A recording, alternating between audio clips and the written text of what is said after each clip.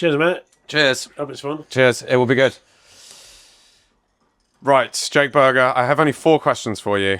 I suspect they're going to take up a bit of time. And I think these are probably questions that we pondered in the past together.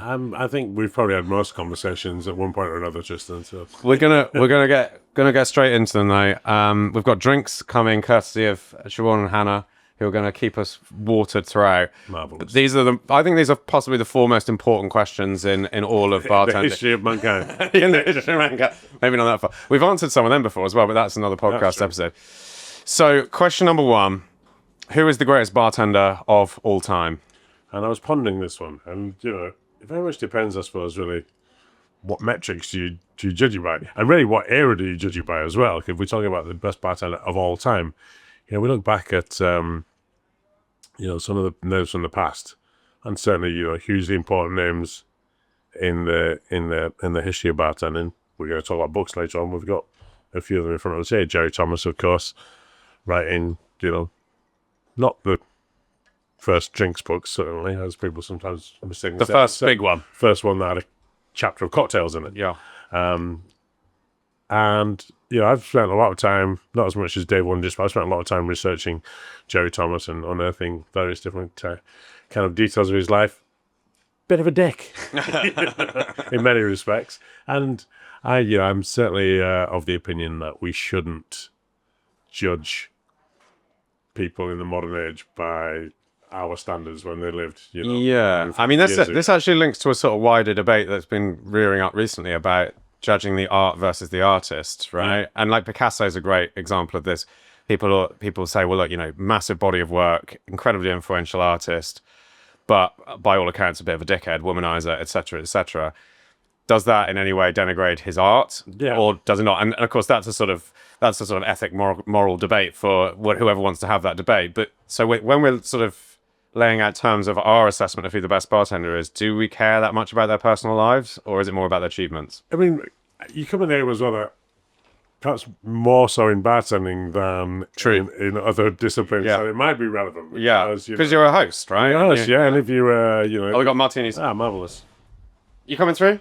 Yeah, coming through. Just don't know. Hosts. Thanks, Hannah. Oh, they look beautiful. Sasha. Thank you. In the new glass. Thank you very much. Look at that glassware. Yeah, cheers. Oh, thank you. Thank you. Cheers. Cheers. I'm just about reaching. There we go. So yeah, when I was researching Thomas's history, there's one story where he's visiting Mexico, as bartenders mostly do today as well, right? Some things don't change, right? Exactly. Ça change. And he ends up riding a donkey into a Mexican church smoking a cigar during service, and of course is chased out and nearly lynched and had to take refuge in the embassy. And you're like, he has a funny story, but that kind of paints him as, at the very least, culturally insensitive. Yeah, obviously wasn't a religious man himself then, I guess. I'm guessing not, yeah. No. Or just really drunk. And I think, some of the most important elements, or one of the most important assets, I suppose, that a bartender can possess is humility. A lot of the guys from the past didn't have humility. Now, we'll talk more about Harry Craddock and the American bar in Savoy later on. But that was a man who was, not shy about, crowning himself. He believed his own hype, as the best, yeah, didn't sure. he? Yeah, I mean, he really believed he was the god of bartending that everyone else believed he was. I was certainly, prone to exaggeration. And like when he claimed that he'd made 12 million cocktails in his career, which I did the maths on that. It's 6 day weeks, 12-hour days, and 1 a minute for his entire career. That is a lot, isn't it? You need big blue blazer mugs to be able to be producing that kind of. So that's the negative side. I mean, on the positive side, you have to say, I mean, it's the first hugely complete body of the cocktail book itself. Was remarkable for its time, and it's sort of really kind of laid out the blueprint for future cocktail books going forward as well. Yeah, for sure. And it's funny, really. That chapter, the cocktail chapter in Jerry Thomas, is only 13 cocktails, I think. 3 of them arguably aren't cocktails. The cider cocktail and the soda cocktail, and the champagne cocktail, which don't really fit the take the definition of a cocktail even then, let alone now.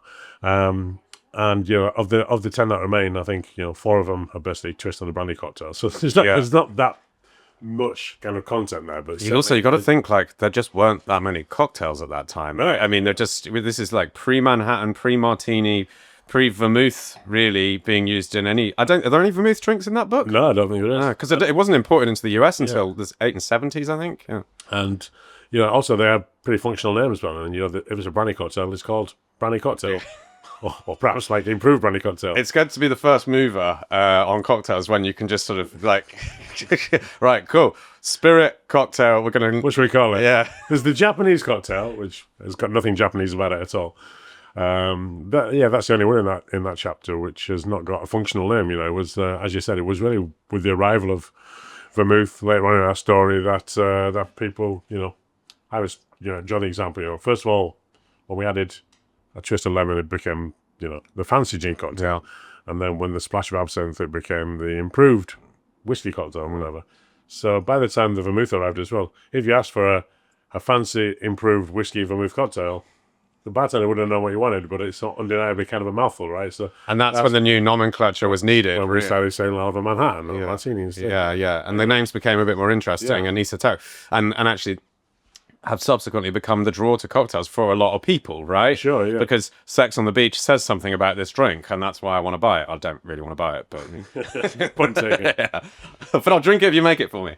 For more on this topic, read my recent article in Class magazine. But we're probably getting sidetracked from the topic. So that was going to happen all the time. And plan will again, I'm sure. But so the bartenders of the past, certainly, I love that we now know who they were and that we know more about them than we probably have done at any point since they were around.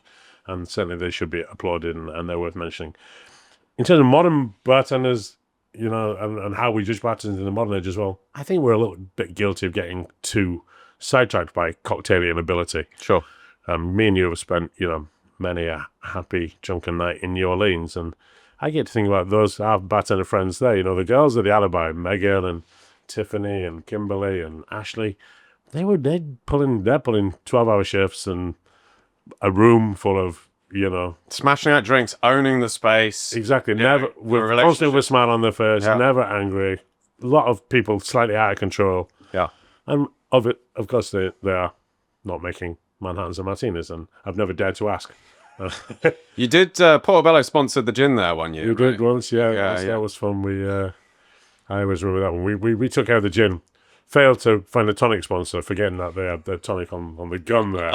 It's not the best execution. It's not the best. Also, they've also got the energy drink on the gun as well, which inevitably taints everything else that comes through. Just everything tastes a bit like that. I remember chatting to an American journalist. It was like, "Oh, you've got Portobello here. Can we get the archetypal gin and tonic?" I was like, well, "You get a gin and tonic, yeah. Come by the Alibi for gin and tonic with a hint of Red Bull." But I think honourable mention. Because it's not really obviously we're not really. This is not really what we're driving into with best bartender of all time. I think there are fantastic service people, especially in America, but also I think some of the great Italian bartenders actually fit into this as well as a sort of host, a kind of someone who can direct a room, someone who is sympathetic to whatever your needs are and really knows the psychology of bartending, and that I almost think there's two separate camps here, and there is it's a Venn diagram. They do cross over, and the best cocktail bartenders of all time, like the Jerry Thomases and Harry Johnsons and Harry Craddocks, ought to be great hosts too.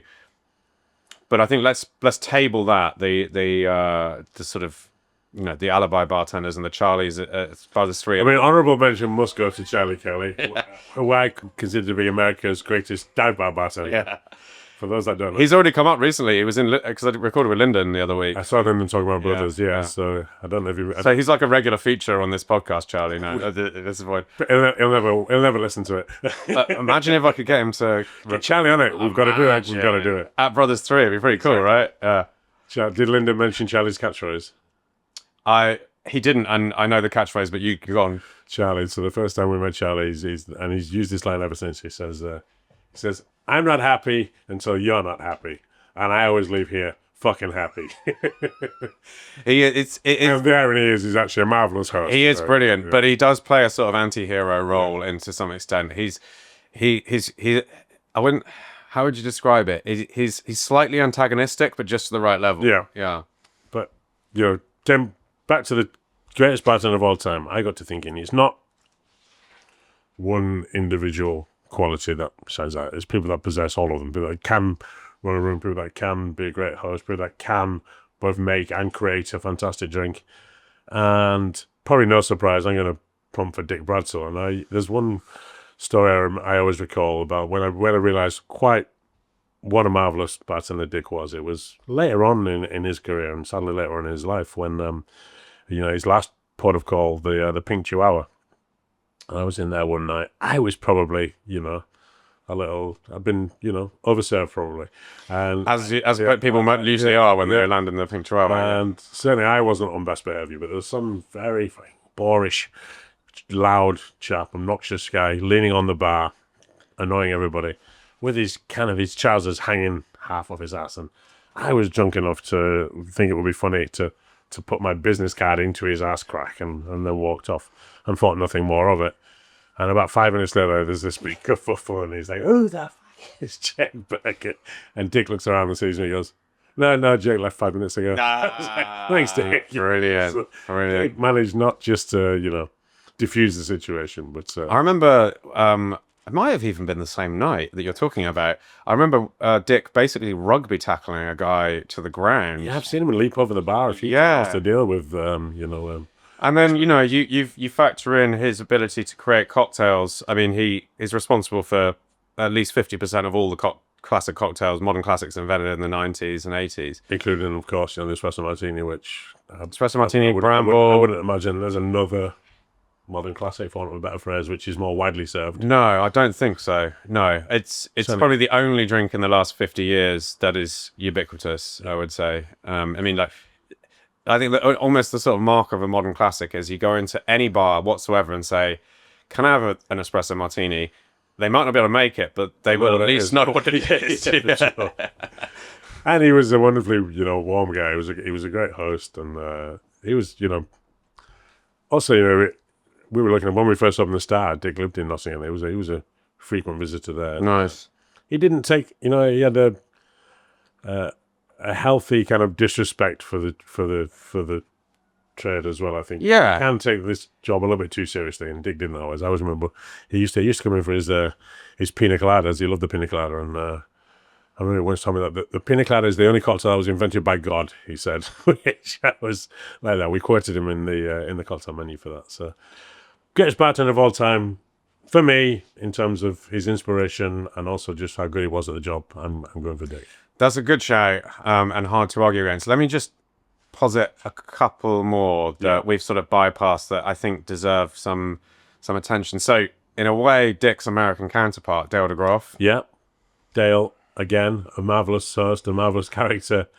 I would say, Dale certainly can make a fantastic drink, right? I don't think he's got a modern classic. Don't think so. That has No.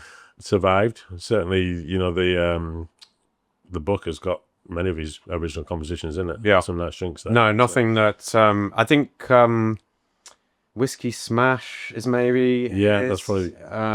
but yeah, you're right. He definitely doesn't have the sort of quantity of classics that Dick has. I think as a host, and also more like as a pin-up of bartending in the 90s and noughties. He was really... Yeah, he was doing it before Dick really as well. He in terms of influence and being at the vanguard of the modern cocktail revolution. Yeah, of course he deserves a mention. Undeniably so. And I do think perhaps I was chatting to a journalist the other day who'd we were talking about there perhaps being something in perhaps writing up histories of all the great bartenders. Just one page is basically aimed at the younger generation. Yeah. This guy was saying he'd seen some kids online going, who's this old guy called King Cocktail? You're like, you don't understand. He deserves the title, Yeah, yeah. Funnily enough, I've seen this with some of the podcasts I've done, interviewing, in my opinion, legends. One sat in front of me. And you put this stuff out, and it's interesting, especially on TikTok, which obviously is a slightly younger generation typically. And in the comments, people are like, who is this? Yeah. Like, wow. Like... Yeah, sure, I was, when I do training as well, I kind of just presume people are going to know who Jerry Thomas is, and you Yeah. mention, and then some, young lad will plays Hannah-Sharman. So a couple more for you. Trader Vic. So, well, I was enjoying Trader Vic when we got to the books. Okay. Because Well, let's we can hold that back. I mean, I think it's good to talk about him. He probably isn't the best bartender of all time. probably not. Though a lot of cocktails, or a few cocktails at least, and And he knew how to run a bar he knew how to create a genre. and a company. Yeah. Yeah, so there's all of that. But maybe we'll touch on it in the book because, Trader Vic's book, which, and I'll tell you a story when we get to it. Another one, even more modern than Dick, Sasha Petraske. I do not really often get nervous or starstruck at all. If celebs come in the bar, I'm generally unfazed by it. There was a night when Sasha came in on a sat at the Star and sat at the bar on my station for about 3 hours, just basically chatting and watching. And that was about as nervous as I ever felt bartending, because Sasha had an almost kind of supernatural kind of vibe about him. Well, he was of another time in a way, right? Yeah. Like he seemed like it transported from a different era. Exactly, yeah. And his bars were like that too. So obviously Milk and Honey New York, and then his involvement in Milk and Honey London too, both of which I think at some time or other have been considered the best bar in the world. Little Branch in New York. I loved Little Branch. Everyone talks about Milk and Honey. Little Branch is the best. Little Branch is the best. Yeah, I think that was the best bar. What else? He was certainly more than capable of both making and creating.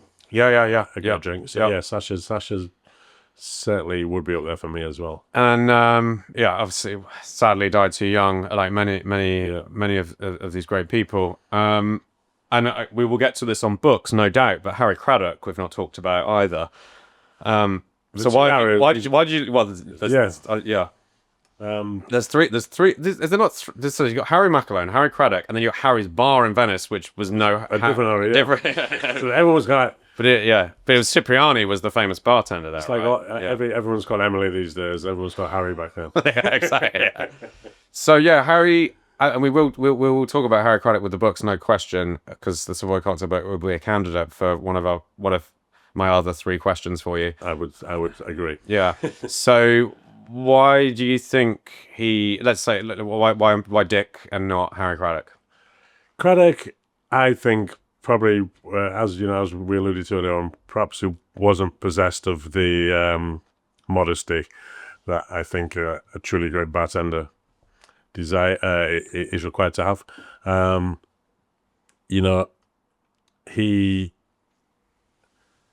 also, the cocktail book is an amazing book, and we'll talk about when we get to it. But if you look at the recipes in it, I think there's about, I forget the exact numbers, there's circa 650 recipes, of which nearly 200 are really just combinations of gin and vermouth in different quantities with a different garnish, right?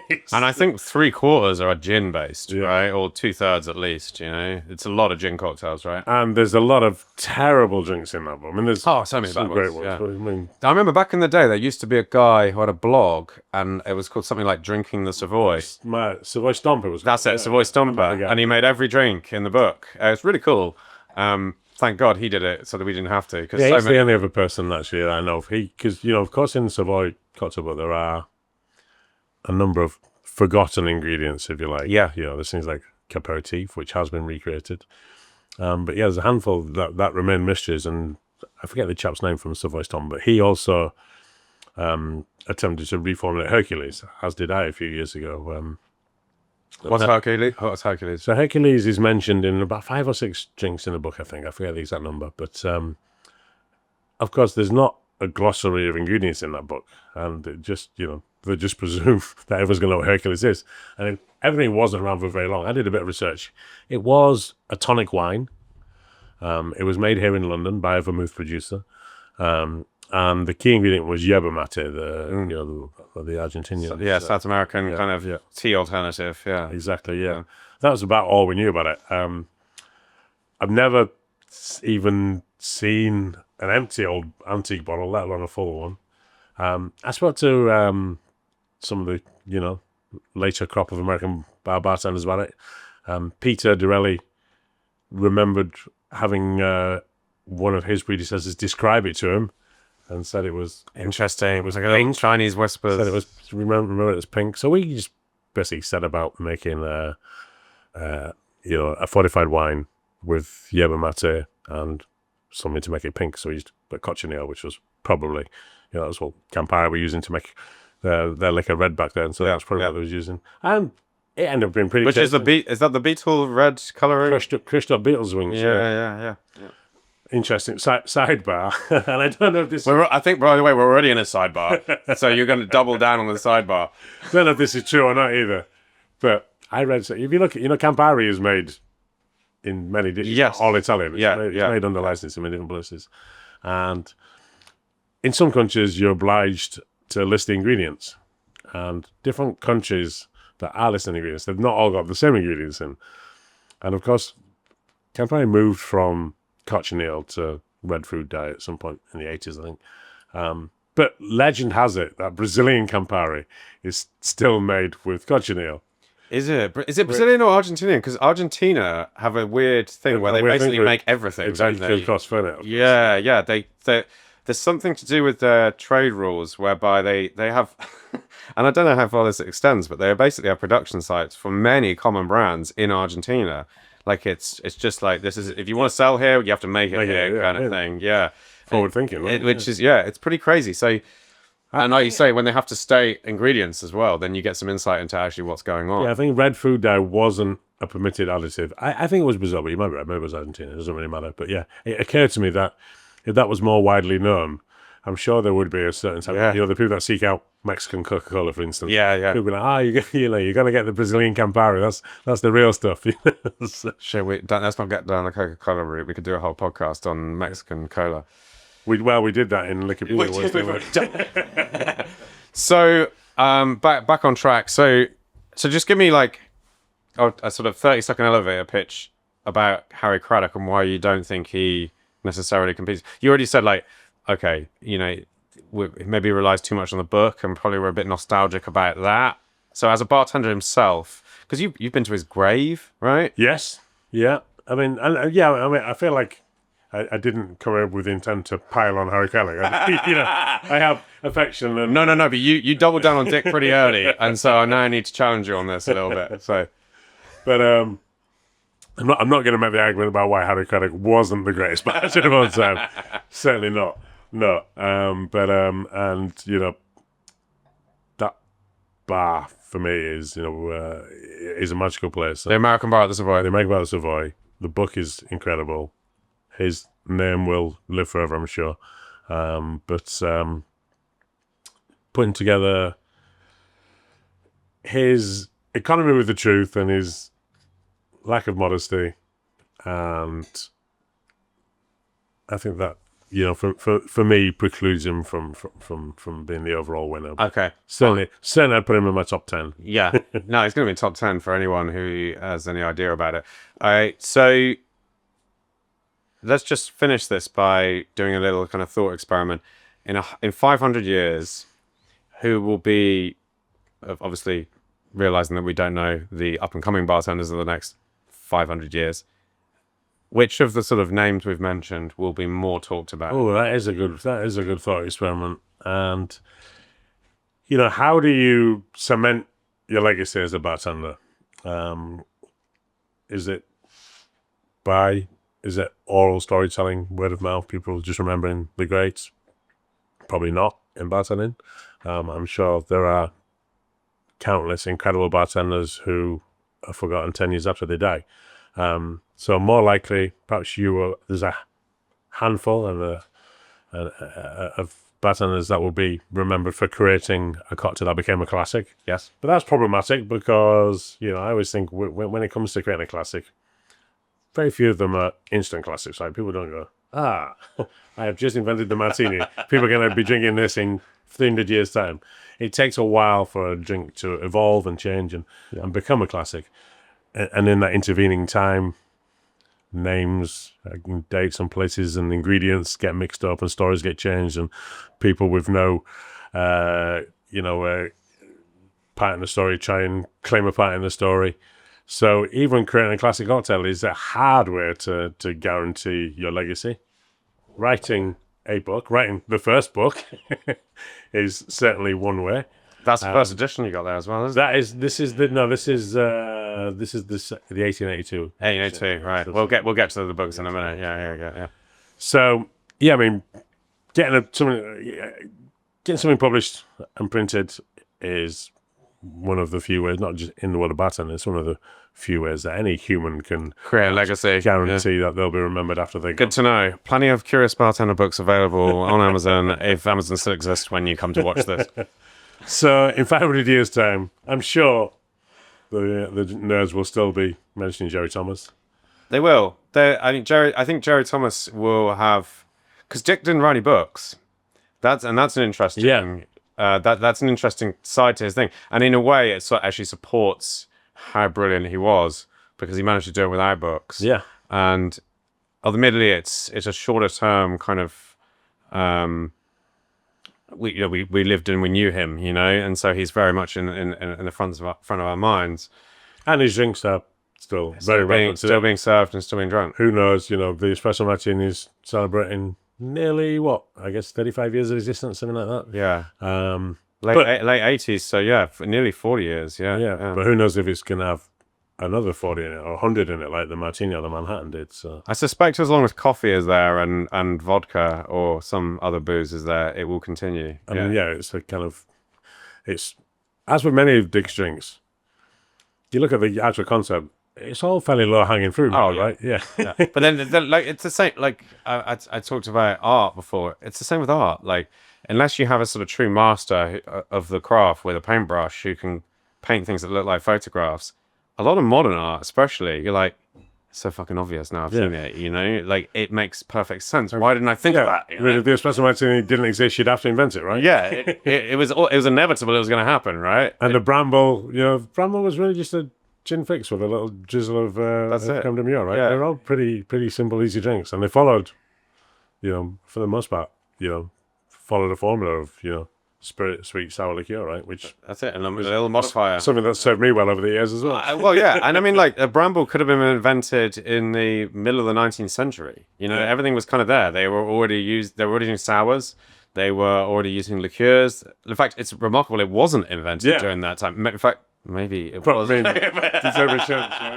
Bombshell drop. The Bramble already existed. Someone we've not mentioned, one of your previous guests, the Maestro. The Maestro, yeah.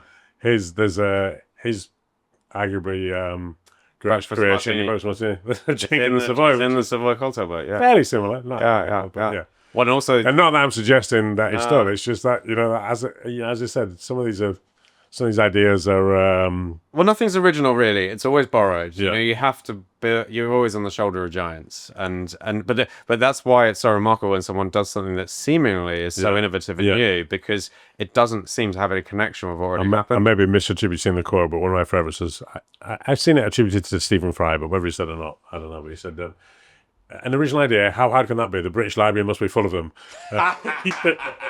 That's so good. I know, if cocktail books is full of original ideas as well, right? That's so good. That's so good.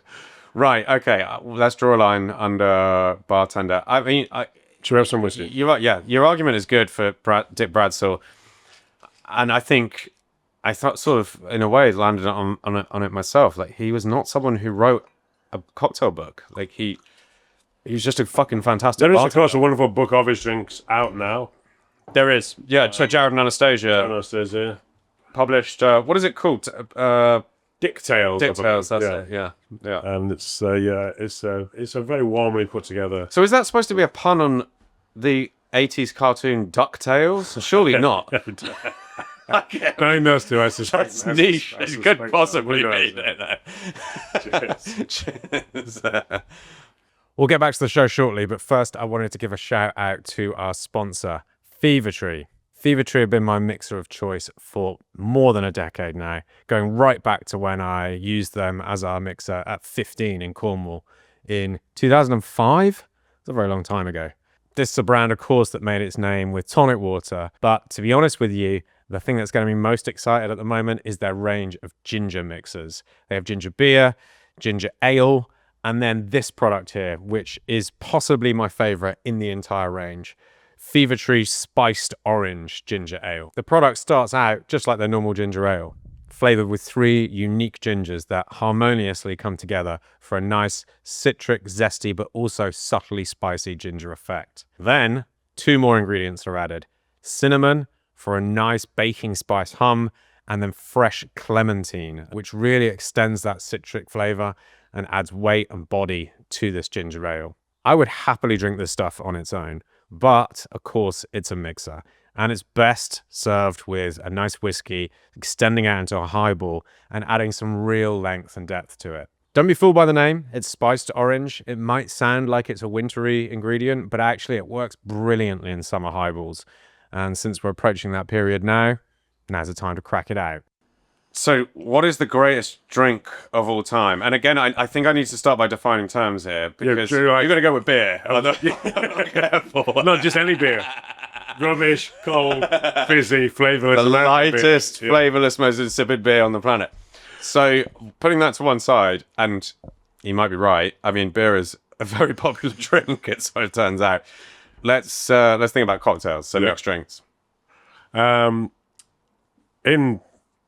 my book, An Anthology of 12 Classic Cocktails, That's a book plug, by the way, guys. You can't, it's not really a book, you can't buy it. Not even a PDF. I've got about 10 copies left. Well, what's the highest bidder? Highly valuable. Maybe we'll do another run at some point. Who knows? But yeah, I opened the Manhattan chapter by saying the Manhattan is the greatest cocktail of all time. So I can't really go back on that now, and nor do I want to. I think it's just, it's we were just talking about low-hanging fruit and how some drinks were almost came to be because they needed to be. It had to be. It was it didn't take a genius to add vermouth to the existing whiskey cocktail, and really that's how we got to the Manhattan, more or less.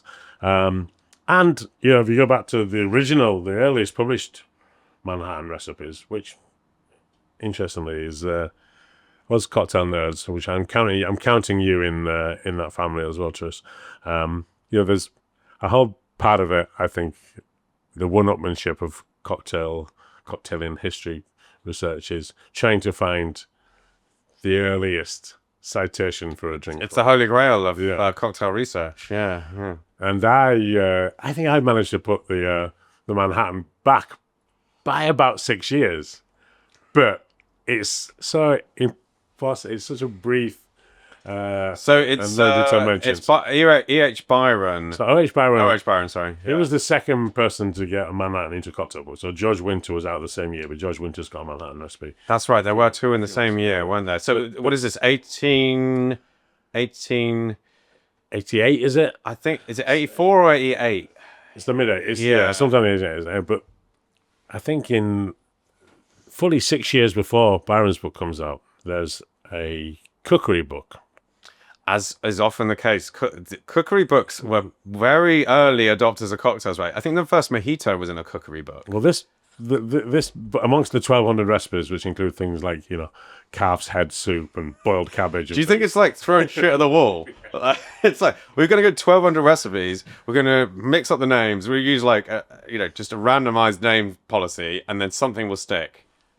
Yeah, probably. Because they're all thinking for we got a lot of material to fill here. But they're like, I want to make. They're thinking, I want to make something that lasts the test of time. So let's throw a bunch of names and a bunch of recipes at the wall, and statistically, someone is going to hint about one of them, come up with it. But I will be the originator. Well, if only the Manhattan's origin was exactly that. But no, at the back of the book, there's a list of forthcoming publications from the same publisher, including a cocktail book which he describes as being, not the old drinks, but the new drinks that people are drinking in the bars of New York and the times of modernity. It doesn't list an author or a title, but it does list the drinks that are going to be included in the book, amongst which are Manhattan and Manhattan number 2. And when you put it all together and you look at the publisher, the list of drinks, the description of the book, it's definitely O.H. Byron. But That book but took, okay, but took this 6 clearly years. 6 and that now. So it was already an established trend. I missed my deadline and on my book and on every article I've ever written, but Yeah. not by 6 years. Not by 6 years, yeah. But then you didn't have to write it on a fucking typewriter, did you? Very true, yeah. Yeah, that's fascinating, isn't it? And it goes to show, because oftentimes we look at cocktail books and we look at the drinks that are in there and we go, well, those were the drinks that were made at the time. But all they tell you is the earliest written reference. They don't tell you about how long that has been about. And I think especially as you wind back through the 19th century, where there just really aren't many cocktail books at all. Yeah, and I find newspaper archives to be a far better source of information than the books of the time. Because obviously, as you said, it took a while to get a book published anyway. And also, for it to merit a mention in the book, it had to be fairly well established, whereas newspapers had column inches to fill every day. So as soon as a drink was, even briefly fashionable, they generally merited a mention. Yeah. So, the Manhattan, was not born in the formula that we know today. No. So dry vermouth originally, was it? It would have been dry vermouth. No, it would have been, it was sweet vermouth or Italian vermouth, as they said back then, but also included things like either Curacao or Maraschino. What's Byron's recipe? Not dry vermouth. Put me on the spot, why don't you? I don't remember. Maybe because I don't know. Generally, you mean dry vermouth? Dry vermouth, I think, Really got over to America a bit later than that, right? Did it? Yeah, I thought 1890s for dry vermouth to really start. This one. I for some reason in my head, with mate of mine, I'm cutting this because it's just embarrassing. For some reason in my head, I have, because obviously a Manhattan is sweet vermouth, and for some reason in my head, I have it that the original version was dry, and then it rapidly switched to sweet, and then of course there's this whole idea of perfect Manhattan, which is the worst of all worlds and everything. But yeah, I might be wrong about that. We'll look at. Well, no, we'll look at when we take. I need to get Hannah's Wi-Fi in a minute. It's probably in there. I've not read that book for a little while. But and it wasn't. For me, the cherry in lurking in the depths of the Manhattan, literally, is the real treat, right? That's the prize for the prize for finishing your drink. And the first Manhattans definitely have cherries in. Cherries don't really come in. Was it the first drink to have a cherry in it? Surely not. No, like brandy crusters and things like that must have been. You must have. Cherries come in a bit later in the story than you might imagine. So most of those kind of early, the 1870s, 1880s cocktails were lemon slice or lemon twist. Cherries really exploded about 1899. About 1899. I think about it, yeah. I'm sure they'll be using preserved cherries before that, but that's when they really, there's a story. When you say explode, you mean like pop your cherry kind of thing? Yeah, there's a story. I think it's from 1899 or 1900 of a story I found about a cherry packaging company over on the West Coast sending, I think, 109 barrels of cherries to New York, and the article kind of concludes by saying, as long as the Manhattan remains popular, the cherry business should be a good one to be in. So do you think that was just a cocktail thing, or was it like, I don't know, fucking home baking or something? Like maybe ice creams and the like. But, yeah. But yeah, I mean, certainly in the article, it's very much, they make a point of that was interesting. That's not just cocktails, but it's the Manhattan which was driving the cherry trade. And of course the cherry then ended up in a lot of drinks what it shouldn't even have been in. There was a brief moment in the early 1900s where people experimented with putting pimento stuffed olives into their Manhattans as well, which sounds like a terrible idea. Yeah, the olive and Manhattan just seems like the worst possible combination. Oh, martinis are right. We got more martinis. Thanks, Hannah. I told you I can only make one drink. Yeah, and you're just going to keep making that one drink. Yeah. Thank you very much. Thank you. Well, talking of, Manhattans and drinking martinis. No, that's a good segue. Yeah. In fact, Hannah, this was absolutely ideal, because Jake's been talking about Manhattans as if it's the best drink ever, and I have very good reasons to agree with him. However, I need to play devil's advocate because I'm the host. What about the martini? I mean, not a bad drink, right? And remember as well, with my professional hat on, I am the gin guy. Yeah, exactly. For me, I mean, yeah, they're both great drinks. And of course, they're cousins, right? I think, and we're probably drinking the right one now, to be honest. I think, Manhattans are, martinis are for daytimes and business, and Manhattans are for nighttimes and fun. Yeah, I wouldn't tend to drink a Manhattan until I've had dinner. Yeah.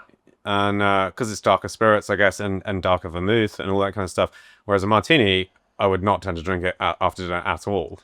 And the Manhattan as well. Well, would be the reason why I'd opt for the Manhattan over the Martini. And perhaps this is changing, but the Martini, of course, slowly saw the evisceration of nearly all its ingredients. Really, particularly, we started using less and less vermouth.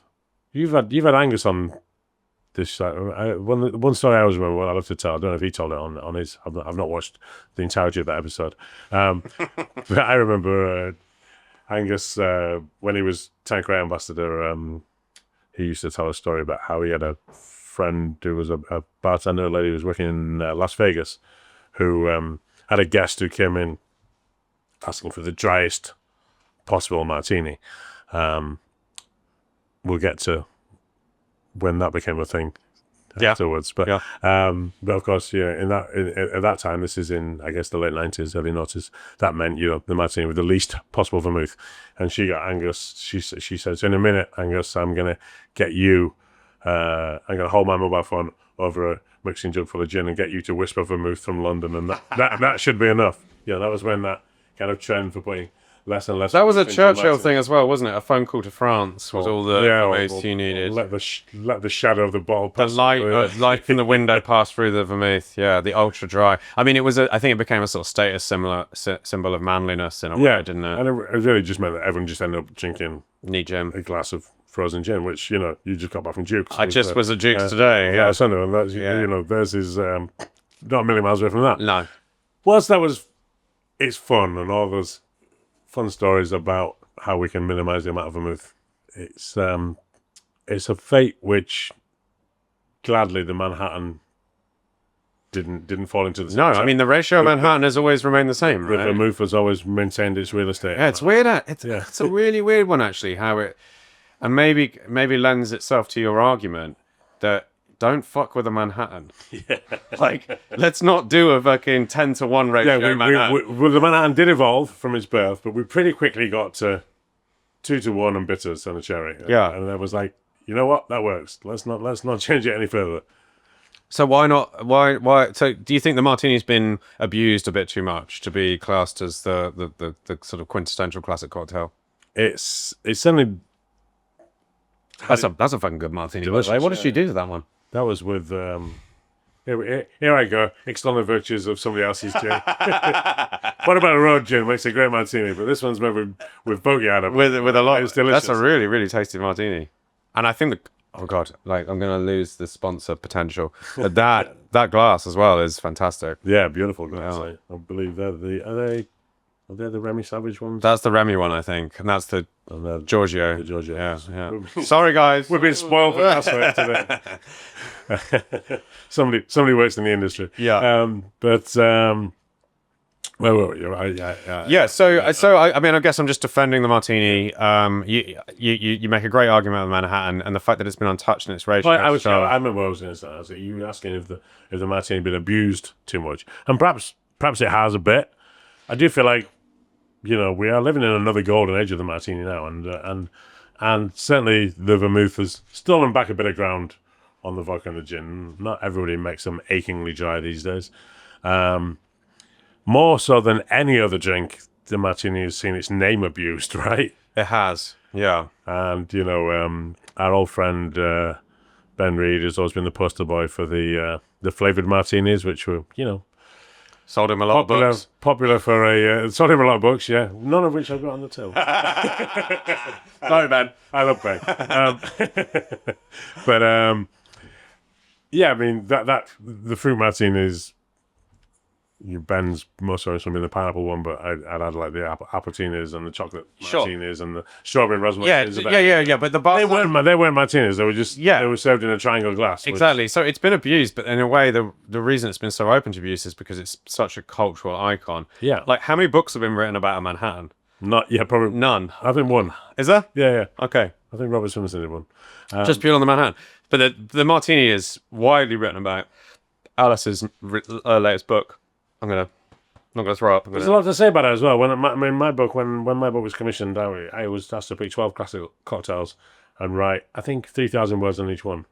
my original Martini chapter was 18,000 words. That's it. There's a lot to say about it. My first book, sorry, just to start like talking about our own books, but my first book, the purple one, I wrote like 20 classic cocktails, 20 twists, and the Martini chapter was 3 times the size of anything else. Yeah. Because it's just so hard to tell the story in short form, like, because it's there's so much, and there's so much influence, and then you bring in vodka and the shaken versus stirred and the vermouth ratio and the garnish and everything. It's the cocktail beyond all others that has been meticulously assessed and drilled down into. For sure, yeah. And as you say, it is a cultural icon as well. I mean, there's an emoji for it. Yeah, right. And it had in James Bond, it had perhaps the greatest ambassador that any drink has ever had, right? Yeah, and there are bars that have built their name, like Duke's, which you mentioned already, around this single drink. You can't say the same about most other cocktails. So, but whilst on a flavour point of view, I agree with you on the Manhattan. It is my sort of de facto after dinner. What drink do I know that I'm going to love? They can't fuck it up because there is very little deviance on the recipe, assuming that it's a decent bar in the first place and they have ice. Don't get me wrong as well. I mean, I've had some terrible Manhattans over the years. Yeah, it can happen for sure. It's a drink which it's not hard drink to make, but it's certainly not impossible to mess it up. Yeah.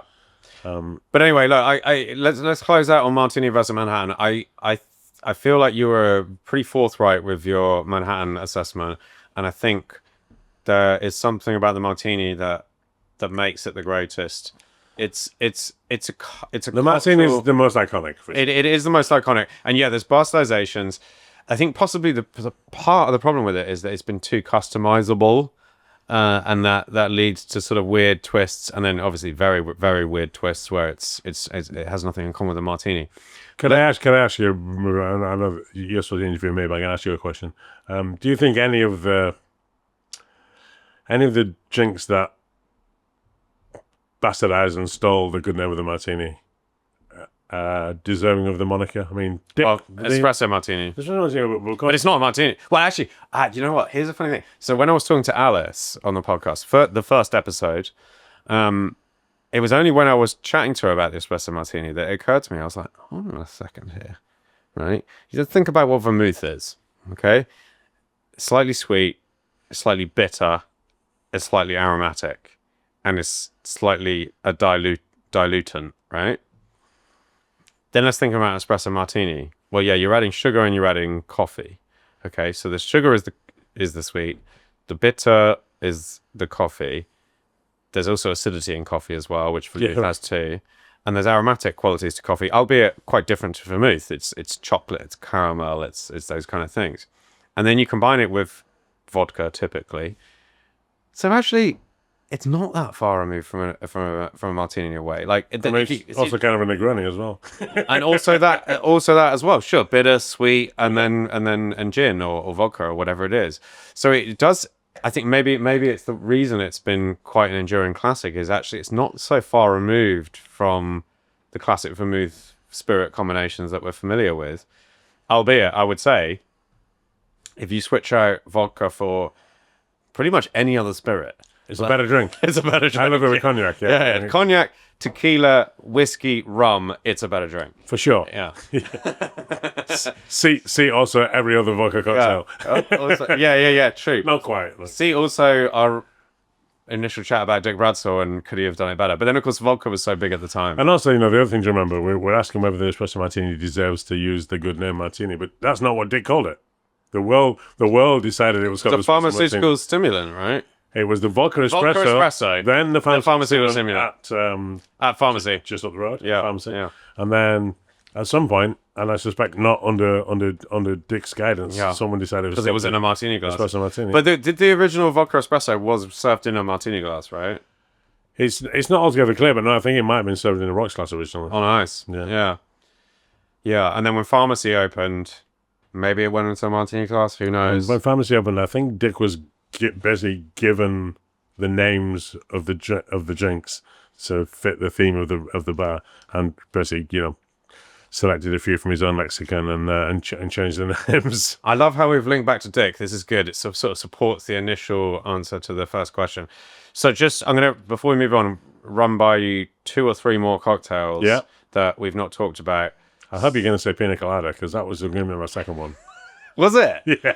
Well, okay, go for it. It's not one of the ones I was going to mention, but I mean, obviously it's iconic in the same way that the Martini is kind of iconic. It sort of transcends cocktail culture in a way. It's just a totem of cocktail appreciation, right? And it is also, I mean, more so than the Manhattan or the Martini.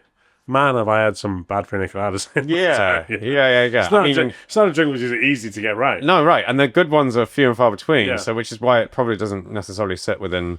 Someone we didn't mention in our greatest bartenders, but who probably, deserves a mention, is our old friend Giuseppe Gonzalez, who is also, if you talk about charisma behind the bar, controlling a room, and inventing a modern classic in the Trinidad Sour, Giuseppe might have his argument. Yeah, for sure. But one of the nicest and most memorable compliments. And by the way, he is a listener to the podcast, so is he a listener? He will hear this. Yeah. Hi, Joe. Yeah.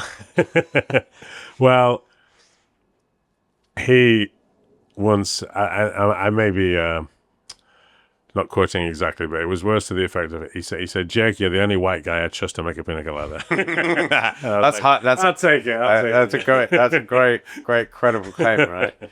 So I wasn't going to mention pina colada, although pina colada is, I think, in a way, possibly alongside Daiquiri and a Cosmopolitan. And when I say Daiquiri and Cosmopolitan, I mean Cosmopolitan, but also variants on Daiquiri. Yeah.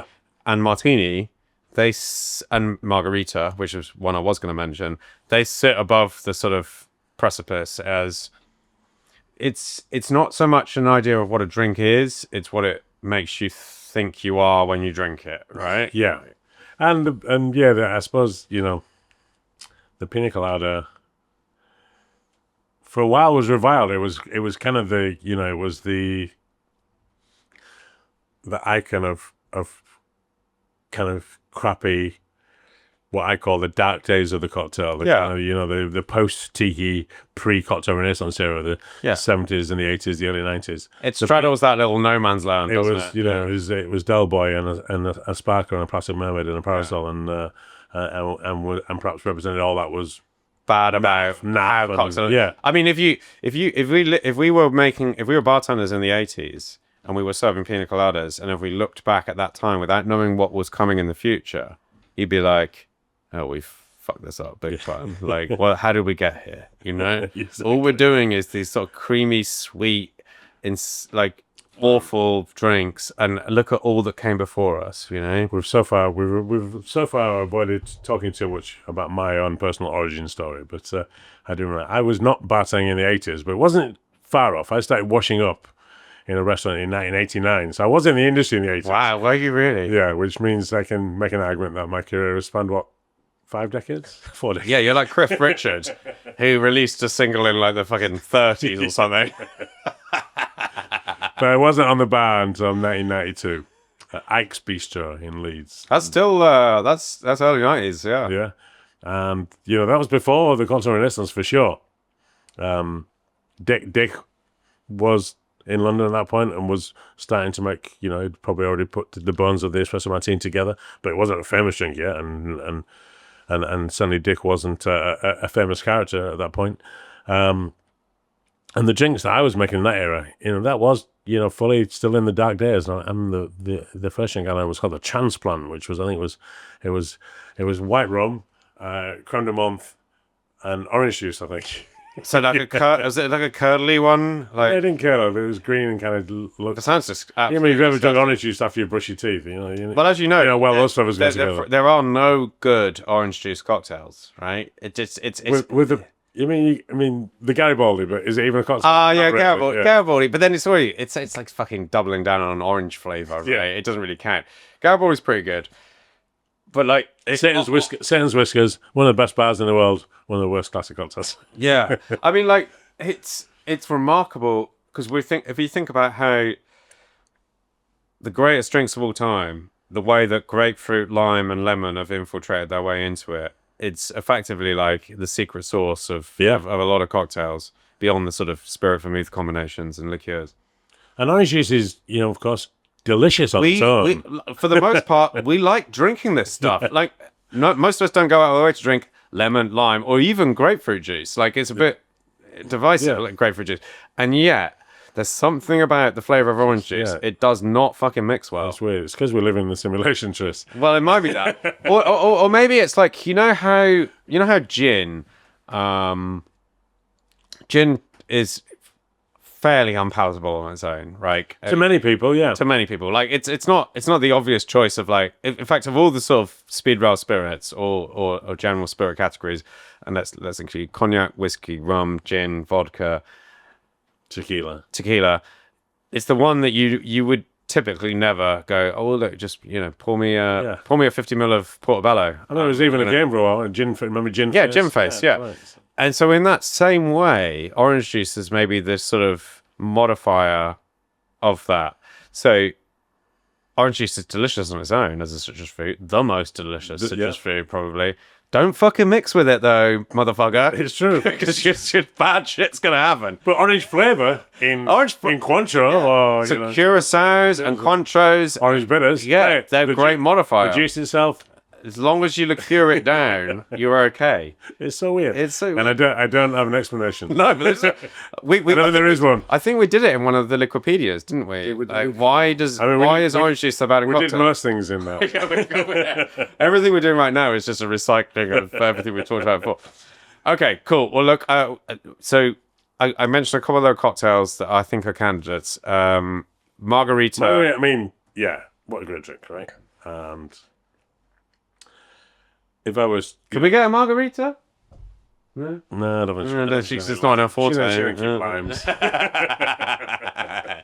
just going to get endless martinis and beers. The margarita, of course, a perfect drink. For me as well, the little bit of salt as well. I mean, that's the genius addition to the margarita. Do we want to get sidetracked by the margarita's origin story? No. Let's just like... Can I just say what I think the real one is? I'm pretty sure it really comes from the Daisy, and it's just because it's the language equivalent. Yeah, exactly. I think you're right. I mean, it is a Daisy. It's fundamentally a Daisy, right? Which is has to be orange liqueur, right? And spirit and acidifier. And the Spanish word for Daisy is margarita. Yeah, so it makes perfect sense. It makes perfect sense. So sidecar. Margarita. Cosmopolitan, interestingly, also sits within the same camp. We're going to talk about Cosmopolitans in a bit because you've got the book there. So your tequila version is Margarita, your vodka version is Cosmopolitan, your gin version is White Lady. Right, yeah. And your brandy version back to Craddock. Yeah, back to Craddock. Maybe. What did I miss out? So cognac is sidecar, which you and I both agree is a terrible drink. Yeah, terrible drink. Yeah, really bad. Like if there's a classic as undeserving of being a classic. Yeah, I mean, if we talk about orange juice not going with anything, cognac definitely doesn't go with lemon juice. I don't think. No, there's something about it. You know what else I hate that, and everyone else seems to love that French 75 at Arnaud's in New Orleans. People. Arnaud's, yeah. For me, I don't like it. Yeah, it's cognac's a weird one, and I think it's because it's so fucking brilliant in the first place. Like we've chatted about this before, yeah, for John, and I think we're broad in agreement. I think one of the key indicators of whether a drink is a classic cocktail or not, or even if it's worth drinking or not, if a cocktail is worth drinking or not, does it taste at least as good as any of its ingredients do on its own? Yeah, and for me. Once you start mixing with cognac, the problem is you have big shoes to fill, right? I've never had a sidecar that I'd enjoy more than a glass of cognac. Yeah, I think a Sazerac, if made well with cognac. See, also a champagne cocktail. I'd rather have a glass of champagne and a cognac on the side. Yeah, exactly. And for a long time, I was like that with espresso martinis. I was like, really, honestly, just give me the coffee and and certainly with an Irish coffee. Do you know about the cafe? Do you know about the cafe cask? Have you ever had this one? Cafe cask is this was, you can make an argument for the Scandinavians putting the scaffolding in place for the espresso martini a long time ago. It's kind of started out as a bit of a prank, I believe. My understanding is they would take a coffee cup and place a coin in the bottom of it and add some coffee, I don't know how much, maybe a double espresso or something. And then they do it with vodka now, but they used to do it with their local moonshine, Brandvin, things like that. Yeah. And the joke is you would keep adding the alcohol until you can see the coin again, and then you got to drink it. But there's a certain shaped cup that way it basically never happens. So even when you get to the top, you still get silly fannies. Well, I did a one of the great episodes I did was with the curator of the Art of Drinking Museum in Portugal, and she brought out I saw a few artifacts. clips that looked amazing. It's so good, and we were looking at Egyptian wine glasses.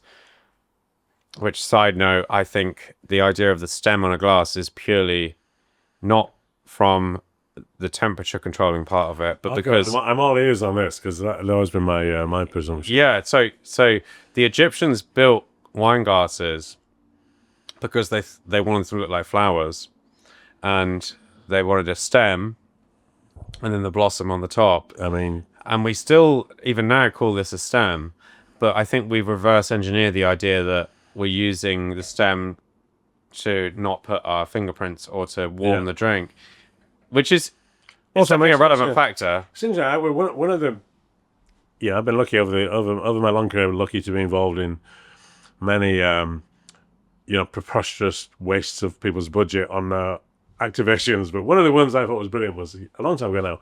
Bombay Sapphire did a competition where basically you had to invent a drink, but you also designed a glass for the drink to be served in, and then we all got to go visit this glass blowers in Bermondsey, and we worked with these wonderful kind of craftsmen and we each got I think 24 of our own glasses made. You still got any? I've got one of mine. Yeah. What happened to the rest? I used them in the bar like an idiot. They got smashed up, nicked and stolen and broken. Yeah. The only one I've got left actually was when I gave from Mum, and I was like, "Mum, I made a glass. Can I have it back?" But the guy won, and I think it was Tom Sodden who won. I stand with it there, but his was basically this beautiful glass flower.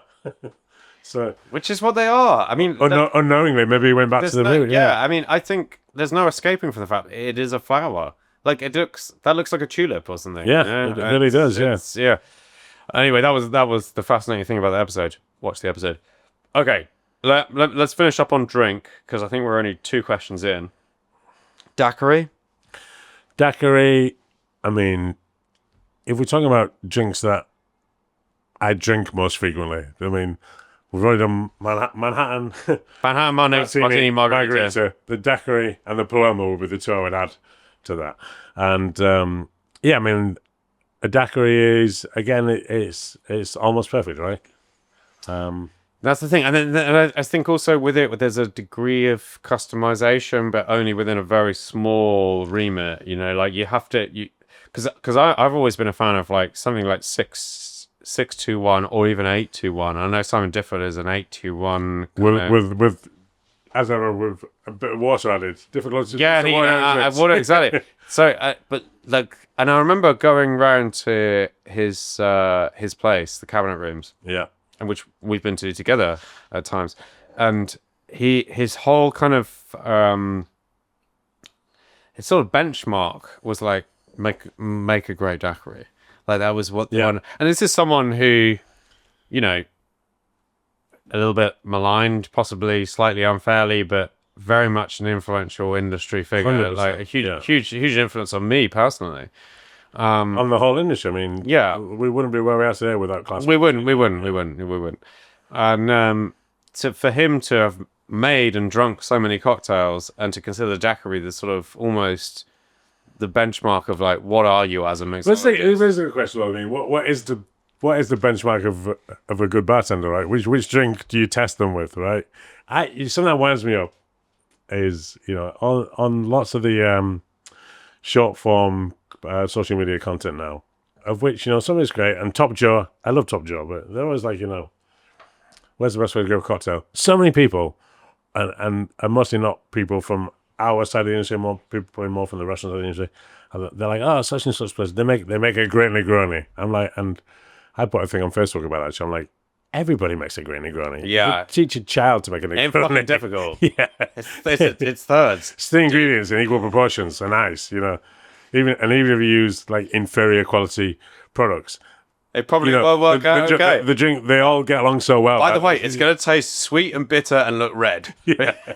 So people go, oh, such a great Negroni. That's the best bar. Like, that's the worst metric to judge a bar by. Yeah. A daiquiri is a good metric to judge a bar I think by. so. Yeah. I think so. Yeah. And a martini as well, and maybe a Manhattan. But I feel like I should side on the case of these other drinks. So a daiquiri, it doesn't have the clout of a martini. I think it's probably as culturally aware as a Manhattan, at least, if not more. Obviously, there's bastardizations of daiquiris. We see that in the same way that we do in martinis. It's like any flavor you can possibly imagine daiquiri. But there's something about that simple mixture, and especially when you use a light Cuban-style rum. And that's why, because it's not sour. You know, it's not a 4-to-1 ratio. You have to dial down the sour and the sweet, and then you allow that rum to come through. Yeah, it's one like all the great quotes. It's one of those ones that Hemingway probably didn't say. Yeah.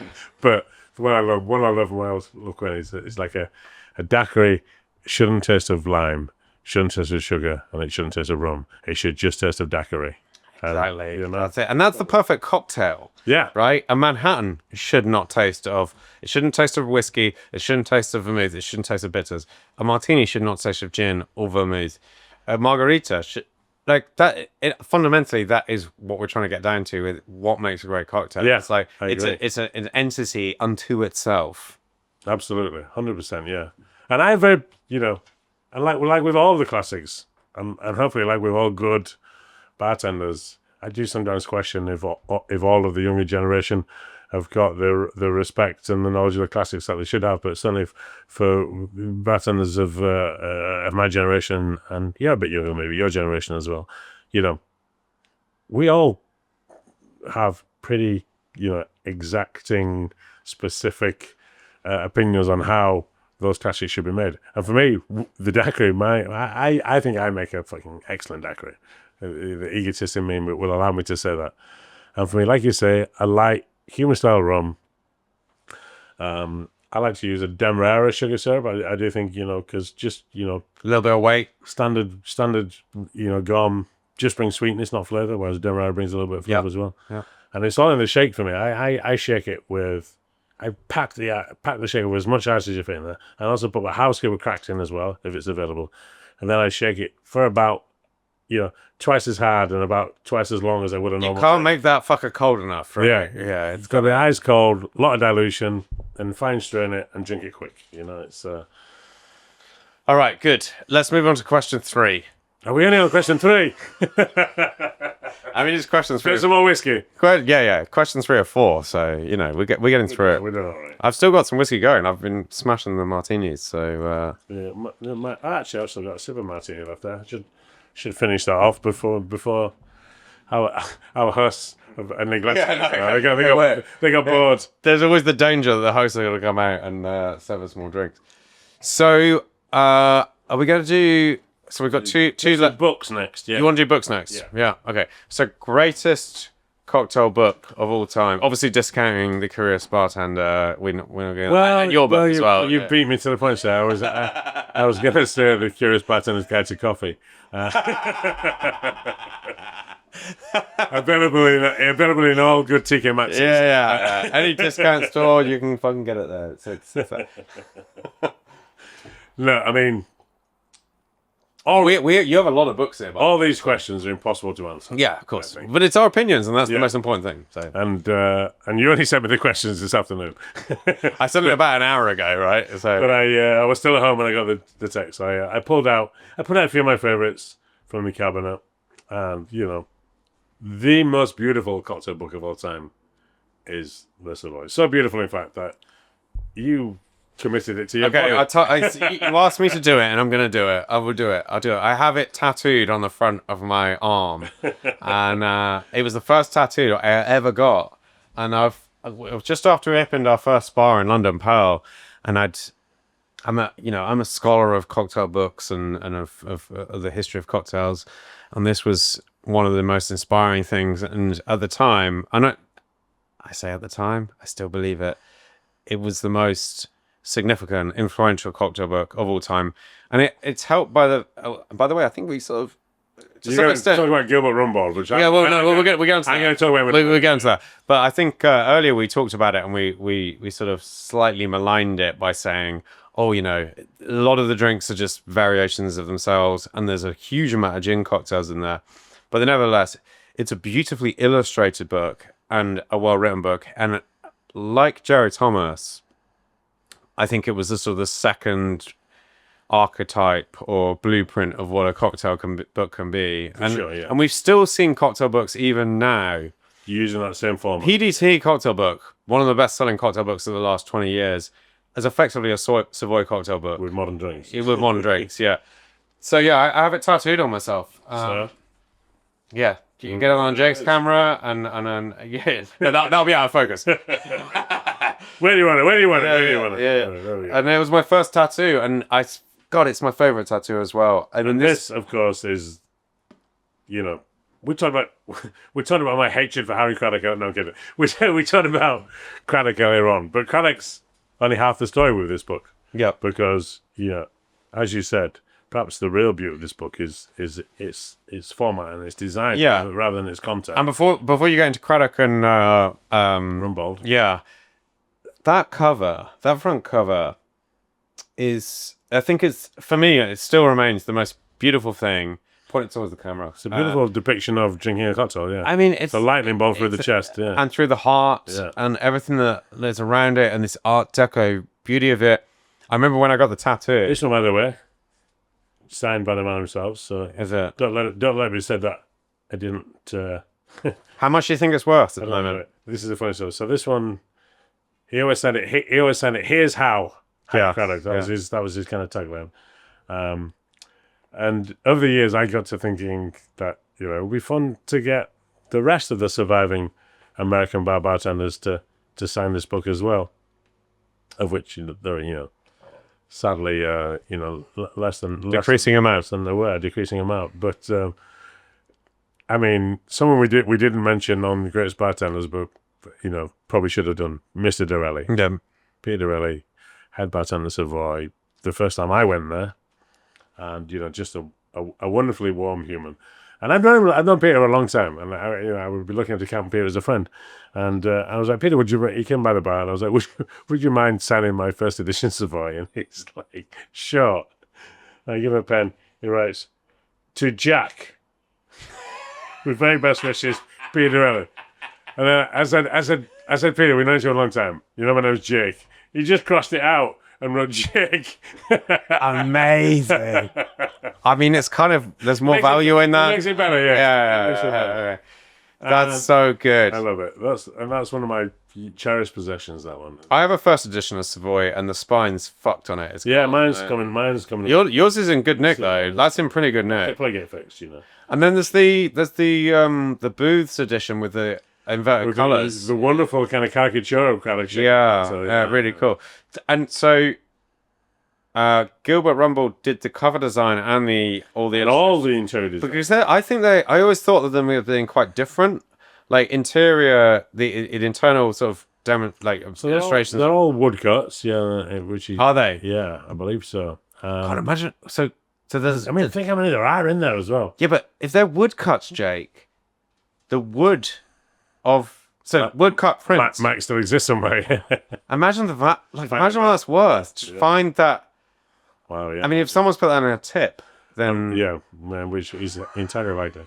But Rumbold, for me, is the unsung hero of this book. Yeah, and Rumbold is such an interesting character, and I'm a nerd, and I like to get into the the infinite detail of these things.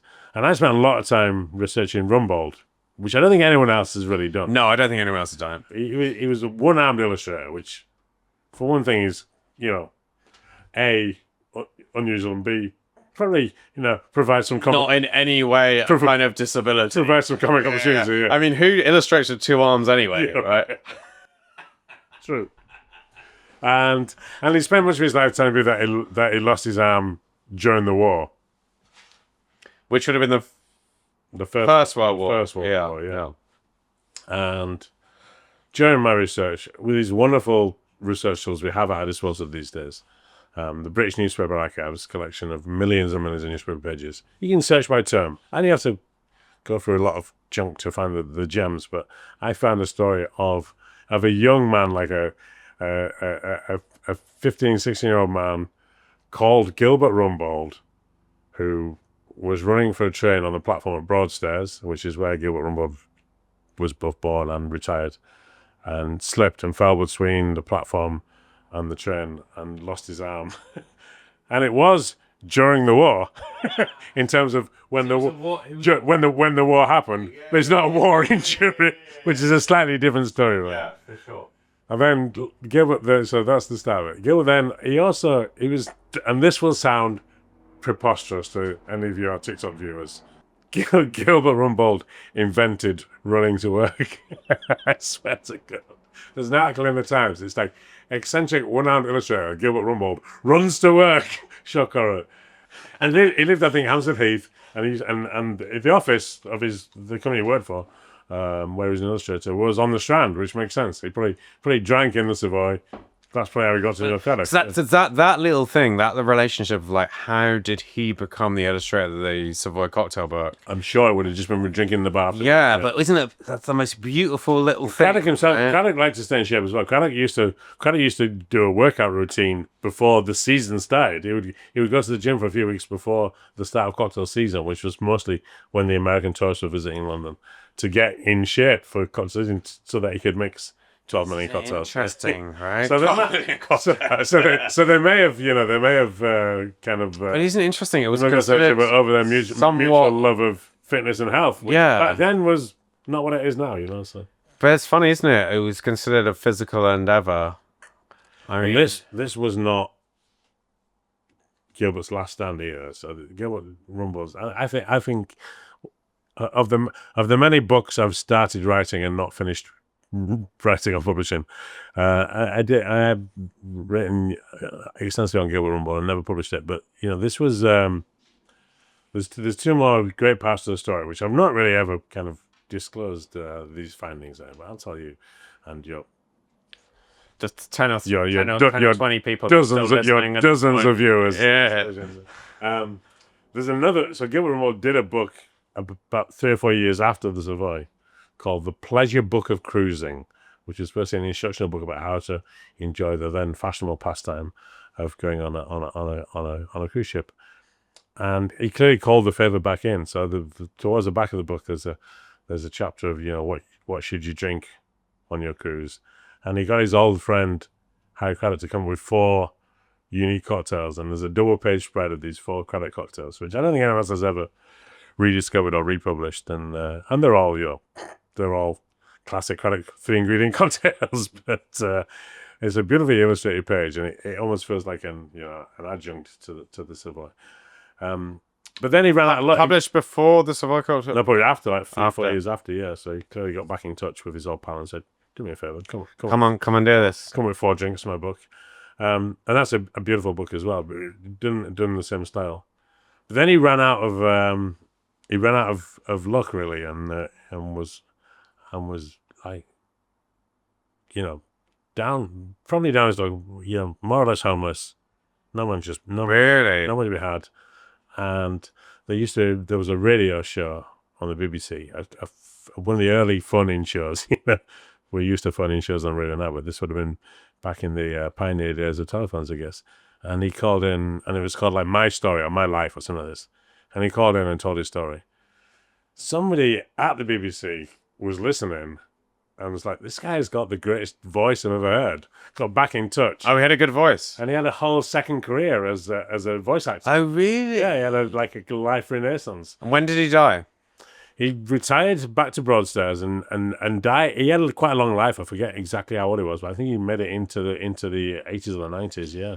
Okay, so let's talk about some other books. And I agree with you. It's the one to beat, right? Yeah. We already talked about Jared Thomas. So how to mix drinks. We touched on it in the first part of this increasingly long podcast about how monumental it was in terms of its creativity, the fact that it defined cocktails for the first time, that it created a lot of drinks were in that book as well, like way more than any other book. I mean, there were other books that came. Yeah, a lot. I mean, not many cocktails, but a lot of drinks and punches. And Yeah, sure. sours, Sure. Yeah. So So why would you rate Savoy Cocktail book above that? I don't know that words. I just picked out some of my favourites. I mean, Yeah. And I started collecting cocktail books in the late 90s, I guess. And, this one, first editions of this were for sure the Holy Grail. I mean, that's the one you want to get. My first edition, this is second edition, my first edition is a bit too fragile to leave the house. And, it's the one that starts it all. So, of course, it's important. And it's a beautiful book. That cover...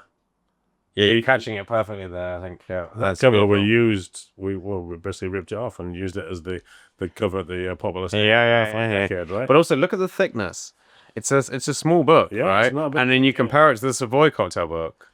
And the illustrations are like few and far between. In fact, in this edition, I think this one, no illustrations more or less. No, listen, it's the later edition that's got those lovely kind of engraved illustrations. Yeah, but then so to sort of segue to another book, Harry Johnson.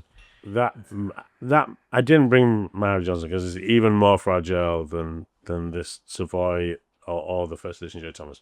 Harry Johnson, I think, is the best book of that era, but it was the worst made book of that era. Yeah, I got 2 copies. But it had typos, literally fucking typos. Yeah. The illustration of the Martini cocktail is labelled the Martine cocktail. But the reference links to the page for the Martini cocktail. Yeah, right. I mean, it's littered with typos. He claimed as well. He claimed that he wrote a cocktail book before J. Thomas. No chance whatsoever. He would have been like 15. Yeah, he definitely didn't. Way too young. Because Harry Johnson's first was 84, was it, or 88? I'm trying to. Again, I'm somewhere in there. Thanks, Hannah. Thanks, Hannah. Is this beer or? Yeah, what's that? It's ice cold beer. So Okay, sure. that's the other drink I can make. Ice cold, fizzy, flavourless beer. We're gonna have to pause in a minute because I need to go for a wee. As previously discussed. Yeah. Perfect antidote to 2 martinis and a bunch of bourbon. Yeah. But Harry Johnson, not that much later than Thomas, and certainly they were contemporaries. That's a better book, I think. When you said they were contemporaries, you think they knew each other? Who can say? Thomas dies in 1888, I think. And yeah, Johnson didn't become significant until about that time. While right? living in New York. Yeah. But, if we know, if bartending back then was anything like it is now, we all know each other, right? So that's true. But then again, you don't have social media and you don't have, I mean, so both of them were East Coast, right? Johnson traveled around. Johnson was in San Francisco. He was in San Francisco, yeah. So another one who was very West Coast was... sorry. Thomas was in San Francisco. Johnson was German by extraction. Yeah, so he was East Coast. Yeah, of course. Bill Boothby was another great celebrity bartender of that time, and he was more West Coast. So he did the book... there's that book. Wild Drinks and How to Mix Them, was it? Yeah. Which is a nice book. Yeah. And he was very much a celebrity in much the same way as Jerry Thomas was. He was like, in the way that sort of today, like people seek out Salvatore Calabrese or Alessandro Palazzi, they would go to Bill Boothby because he was the sort of accepted, renowned, dependable bartender. I suppose as a book collector as well, some of the Holy Grails, and there's not many of them, but there are the missing books, the ones that no one's found yet. So the fabled second Jerry Thomas book. Yeah. And there's a San Francisco book of the Boothby era. Of course, San Francisco had a terrible fire. There's a Jinx book which people reference but no one's ever found, which some people think that maybe every copy was destroyed. It's like the Library of Alexandria in terms of bartending, right? Yeah. It's fascinating, yeah. I'm a book nerd and book collector, and I like to have them all, but there's only a handful of them that I actually enjoy reading. And I guess it's to do with, these are just lists of recipes, some of which are useful. This is what old cocktail books were like. It was effectively the name, I felt this vague way in which you produce it and the list of the ingredients and nothing else. And a handful of the old ones have got some interesting chapters. Like on the art of running a bar, like Harry Johnson's description of how to set up a bar, still relevant today. Yeah. Trader Vic, notes on running a bar. There's a great, I forget the quote, but there's like a chat about notes on training a boy, and it's like avoid swearing in front of your boy and stuff like that. You know, it's very nice, and it's largely good advice. But don't swear in front of a boy. Don't swear in front of your boy. Yeah, but there's a few that I love. Embury, of course, oft quoted. So this is the thing. So I was interested to see where you would go with this, because we've talked about two of the greatest bartenders of all time who were mentioned in the first question, and we've talked about the books that they subsequently published. Embury, not a bartender, a lawyer, and as a non-bartender has, I think, a certain take on bar culture, cocktail culture. And clearly, you know, someone not shy of sharing his opinion. So published in 52, 48 maybe? I thought it was 48, 49. 48, yeah. I think the second edition was 52. It would not want to be on record as that, but it's about that time. Yeah. And, you know, it's just such a great read. The drinks, I think the recipes are not all very good. No.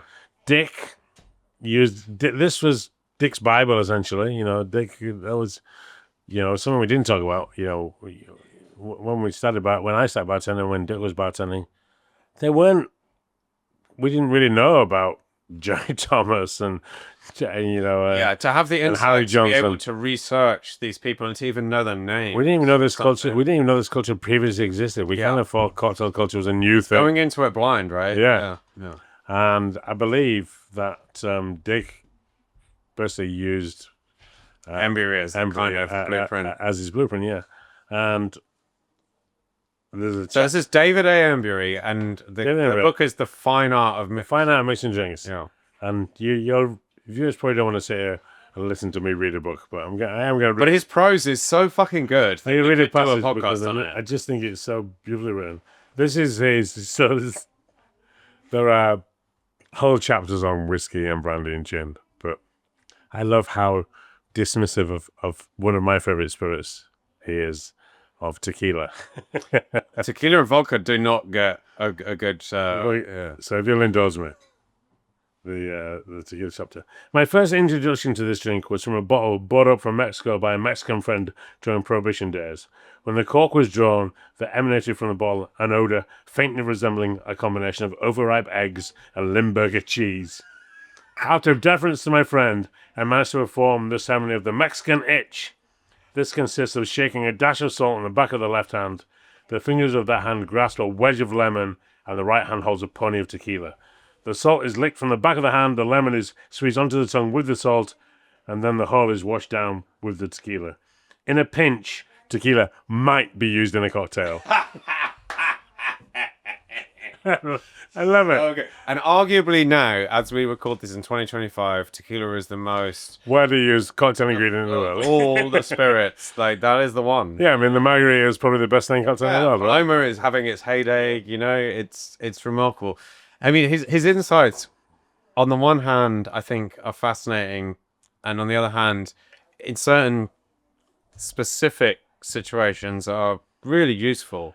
But he's very opinionated. That's part of the and sometimes it takes an outsider to see the beauty in this, right? Like Bill Bryson's writings about the UK as an American, he sees things that we wouldn't see because they're everyday and they're mundane to us, but he saw things that to him were extraordinary. Yeah, exactly that. Yeah. Have you read that book, Bill Bryson book? No, it's from a small country. And then the other one about living in the country house. I've not read that one. It's called what is it called? The Country Home or something. And he basically just, the entire book is his analysis of his own house, and he's obviously bought a very nice sort of listed building, listed sort of ex-farmhouse or whatever, or in a country part of the UK, and he analyzes every component of it. But you're right, because he's an outsider, he has that privilege of being able to acknowledge it uniquely or novelly that we don't have because Yeah. you grow up around it, you know? You ignore it because It's it's just the the way. It's the everyday, yeah. Yeah, yeah. Sticking with, eloquence and language, the Stork Club Bar book. Ah, right. Now you're talking my language. I think this might be the best. This might be. It might be the best cocktail book. And it's almost as beautiful as the Savoy. Yeah, look at that. and it's Look at that the front cover. I mean, The it's front cover amazing. is as beautiful. And also, the thing I love inside, each chapter is prefaced with a handwritten note. Like, that's the noon chapter. And look, it's fucking beautiful. And it's so nicely written. But Who's the author? It's a journal. It's New York. So it's one of the, I don't know. I don't know how to correctly pronounce this, but it's Lucius Beebe or Lucius Beebe. Lucius Beebe. Yeah, Lucius Beebe. Yeah. That's Who, again, wasn't a bartender. no. He was a journalist. He's a very prominent journalist. He's wrote some great books like Terrible California, things like He ended up living on a train. that. I did not. So he's a homosexual, and I think this is part of. I'm shocked. Yeah. Shocked I am. Yeah. He very, very prominent homosexual in the 50s, 60s in New York. But he used to record. It was almost like an early podcast. He would record a radio broadcast that was very sort of personal to his style of journalism. And this book is basically based on.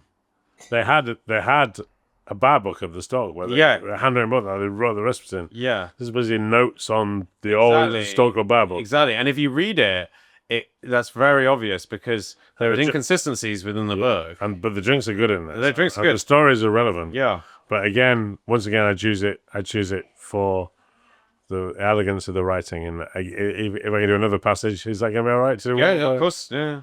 It shows you how much the world's changed as well, right? Who would write a chapter in a book now justifying daytime or morning drinking, right? So this is the chapter. The chapter is called Morning. Morning. It's like, Yeah, because actually the whole book is separated by time of day. Yeah. Right? Yeah. Champagne in the morning is a variously advantageous drink, and it's practically the only wine which lends itself to absorption 24 hours around the clock. About the only standard that can be applied to it is whether or not you're in the mood for the stuff. There are mornings, especially in spring and summer, when nature herself is in a clement mood and the shakes are not too overpowering, when nothing seems as auspicious as a very cold bottle of Veuve Clicquot, Mums, or Charles Heidsieck in a very dry cuvee. If the senses are attuned to its reception, this can be a happy making way to start the day, but the slightest discord between the wine and the palate may lead to catastrophe. No one writes like that anymore. It's beautiful. It's beautiful. Wow, it's so brilliant. Like such evocative. Like it The takes use of you language. there. Exactly. Yeah, you're in that. And the indulgence in the whole thing. Like it's amazing. And it's about getting pissed in the daytime. Yeah, exactly. Which why not? So another claim of that book. And I actually think this might be the best cocktail of all time. I've not actually got an answer ready for this question. Right. So I'll give you another claim. This is the best cocktail book of all time. Is that it has not only the first written reference to a vodka martini, which ended up becoming. All right. Well, let's argue that. It has also the second as well. There are 2 recipes for vodka martinis in that book, and they contradict each other. I've got vodka martini recipes that predate the Stork Club, though. In a cocktail book. No. There you go. Yeah. No. I'm talking about in a written cocktail book. I think the Stork Club is the first. All right. And I'm obviously willing to be proven wrong and would be delighted to be proven wrong, in fact. No, mine are all from newspapers, yeah. Yeah, newspapers. Yeah, sure. Before that, of course. Gus Ehrengerth, the Norwegian bartender at the United Nations. Yeah. He's probably the progenitor of the vodka. Indeed. But look at that book. Show the cover again. It's beautiful. It's amazing. Angle that way. Look at that thing. So nice. It's so nice. And what a great bar, and a bar that no longer exists, of course. But it was. We're going to get to the bars that no longer exist in Well, we'll get there in a second. But I remember. Can I do 2 more very quickly? So what? Can I do 2 more? Yeah. Let's go. Yeah. Chick F Burger. And then following the 12 classic cocktails is more or less, the same No, conversation. it's got to. You know, that was part of the part of the. It's more or less the same conversation that me and Tris have had my whole lives. And But just no, had. also, I mean, it is a fantastic book and a fantastic author and a fantastic historical. You know, Right to Sazerac and demand its yeah. I mean, republication. in a way, like, don't get me wrong. Right, let's actually talk about this for a second. I loved writing this book, by the way. I really Yeah, no, you wrote a great book, Yeah. and it was commissioned by Sazerac to do it, and so it has a sort of brown leaning component to it, which plays into a lot of what you talk. They were about. actually So pretty forgiving on. yeah, so I it didn't. makes a lot of sense, but in a way, There was only one chapter they asked me to rewrite. like, it's not the book you could have written. You know, and maybe you will go on to write, and I mean, you're not going to die, hopefully soon. Let's hope not. So yeah, but like, people talk about Jake Berger book, and people probably don't even realize there is a book. But do you feel like there's another book in you? Like, I would like to write, an extended version. This is only 12 drinks, and what it basically is it's my thoughts and my research on those drinks, and I'm certainly of the belief that there's no hard and fast. There's very few things you can say is definitively true in the world of cocktail history, right? For the most part, everyone's drunk when they're writing about it. everyone's writing about it. Making it. As previously discussed, people are not writing it down. Other people try to take credit for it. Even when we look at a drink like the Espresso Martini or the Cosmopolitan, our, last 50-year classics, there's still, conjecture about who, what, where, and when. We're getting better at getting to the bottom of it. Yeah. Cheryl Charming's wonderful history of the Cosmopolitan is some of the best cocktail research in the modern era. But it's hard to say anything with definitive. This is what happened. This is what. Well, documented. It's always a best guess. Yeah. Right. Yeah. And this is full of best guesses. Yeah. They're my best guesses. You mentioned the Cosmopolitan, and you have one more book, or two more books there. Actually. I did. I think in terms of. I don't think there's a single recipe in this book. Is it a cocktail book? I don't know. At the end, I think he does a couple, but yeah. It's definitely not, it's not the Savoy. But this is, for my money, I'd always kind of wanted to write this book, and then I read it. I was like, well, I don't need to anymore. Toby's already done it. Yeah. This is the greatest book about what it is to be a bartender. Indeed. And it's you can read it in an afternoon. It's not a very long book. I would say, from my personal trajectory, there were two books that really inspired me as a bartender. One was Source Guides, as it was, and now is Difford's Guide, because it was such an anthology of cocktails, and they were beautifully photographed, and the description was pretty good, and Simon's research was always at least as good as it could have been Absolutely, at the time, And also they were widely available, and even down in Cornwall where I was, even in Cornwall, you could get that strange and foreign land, right? So that was one that inspired me, and the other one was Cosmopolitan, and because for what you just said, it's a kind of a slice perspective on what bartending was like during a very important period, I think, in New York. But everything. There's so many chapters of it. I read it. I saw myself in some of the situations that Toby describes so beautifully. There's one where he's talking about being in an office, which is not really an office; it's really just a cupboard, and there's a computer that you catch up on, and you sat on like 3 cases of Budweiser rather than a chair. Yeah, like been there 1,000 times. But there's the one chapter I love is he talks about a quiet night. He talks about setting the bar up, coming, slicing the fruit, squeezing the juices, getting all the mise en place in place, and then he goes, and then nobody comes, and it's 9 o'clock and nobody comes, and it's 10 o'clock and nobody comes, and it was passerby, wasn't it? It's passerby, which I only went to once. Did you ever go? I never went. No. I went once, and it was busy when I was there, but he's describing this night. He's like, he sounds like, is it over? Is that it? People, have we peaked? Are we done? That's it. And then he's like, and then someone comes in, and then, a bus full of cheerleaders turn up, and he goes, before you know it, you're 12 deep, you're doing the ballet, the dance. It's just... That's the beauty of the book. It's a perfect description of what it is to be a bartender, yeah. Exactly. And there's philosophy in there. There's, it's not obvious necessarily, but he really sort of tackles what it means to be a host and a hospitality person. And he was there in an important slice of bartending. There's the experience of it, and then within all of that, of course, is the invention of the Cosmopolitan cocktail, which is, besides the espresso martini, the big ultimate modern classic. And it's beautifully written, and I don't know why he's not done more books. Like he's just a fantastic writer. My dear, if there was going to be another book in this pile, it would definitely be The Joy of Mixology by Gaz Regan. Gaz always described Toby as the most over-educated bartender in the world. But this is the thing, like so many just to finish up this whole thing about cocktail books, is it's changed and it's evolved. But there is, and Dave Wondrich acknowledges this, the problem is that when you're researching cocktails, is you're always relying on the evidence of someone who was probably drunk or under the influence, But there are poets and there are scholars and there are brilliant creative writers amongst that. Toby is a fantastic example of that. Wondrich, who came from an academic background, but nevertheless... You mean, we spoke about this before, but I consider myself an amateur cocktail historian. Dave is a professional historian. Yeah.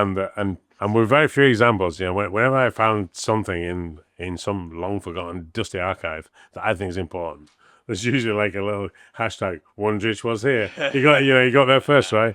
Wondrich is... Before we move on,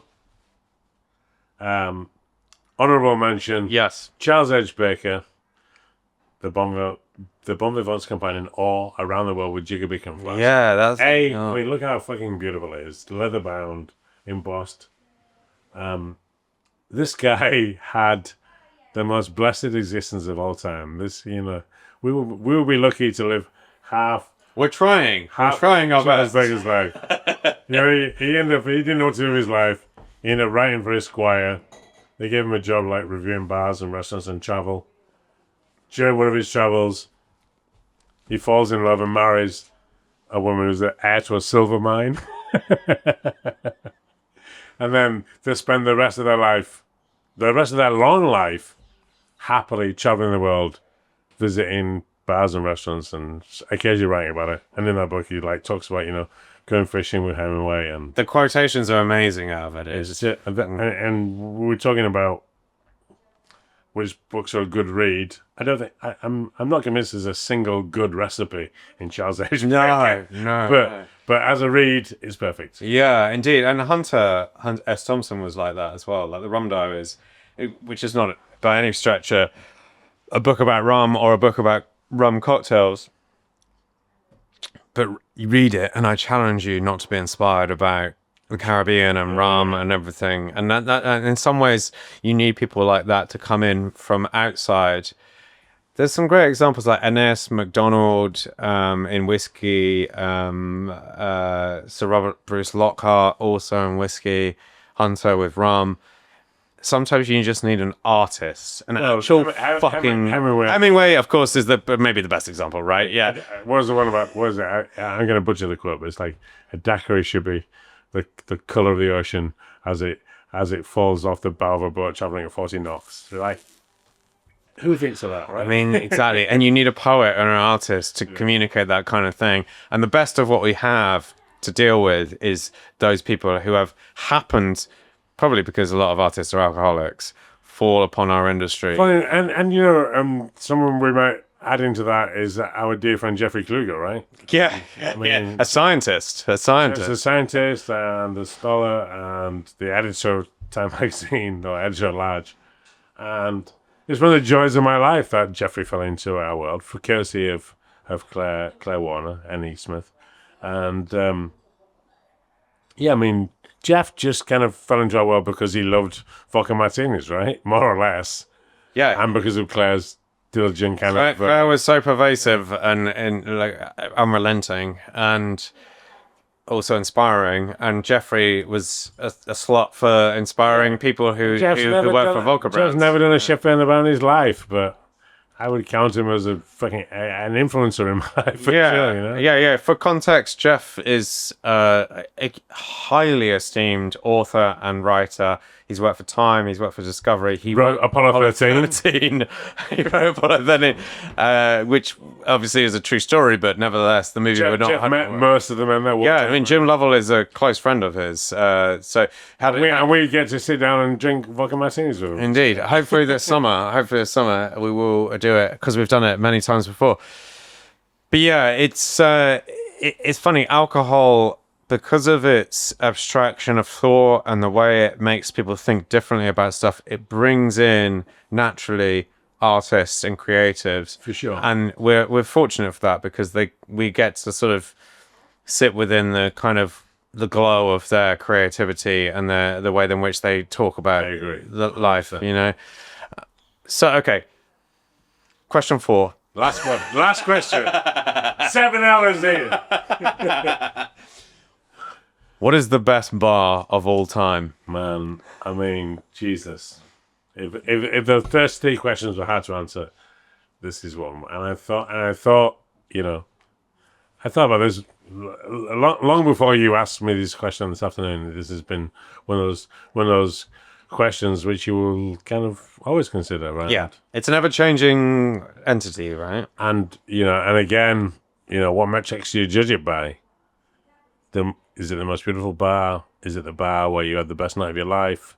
Is it the bar where the best drink was served? Is it the bar where the best bartender worked? I don't know. For me,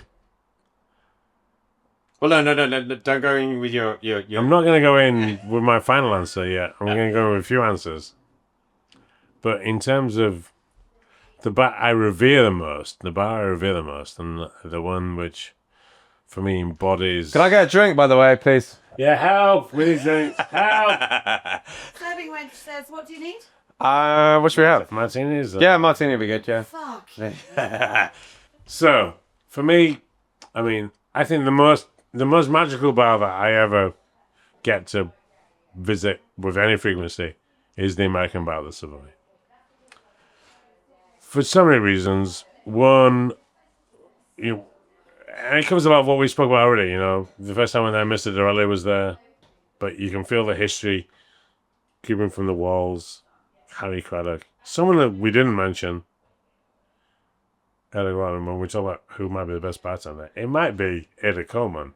I had it on my list, and I did. Yeah. She was there. First female bartender. She was there before. First female bartender of note, anyway. Yeah. And she was there before Harry Craddock. Yeah. She invented a great drink. Yeah, early 1900s, right? Yeah, from 1902 to Craddock's era, more or less. And invented. She did invent a drink, right? She made one great drink, the Hanky Panky. Well, is it a great drink? I fucking love it. You know, I mean, I don't like Fernet. Also, I'm sure it must annoy Fernet infinitely that they're on it. The only classic cocktail that uses Fernet uses like a drop of it. Yeah. But I love that drink. So just for anyone who's not familiar with it, what is a hanky panky? It's basically a martini with a dash of Fernet. And back then, we think of hanky panky as being like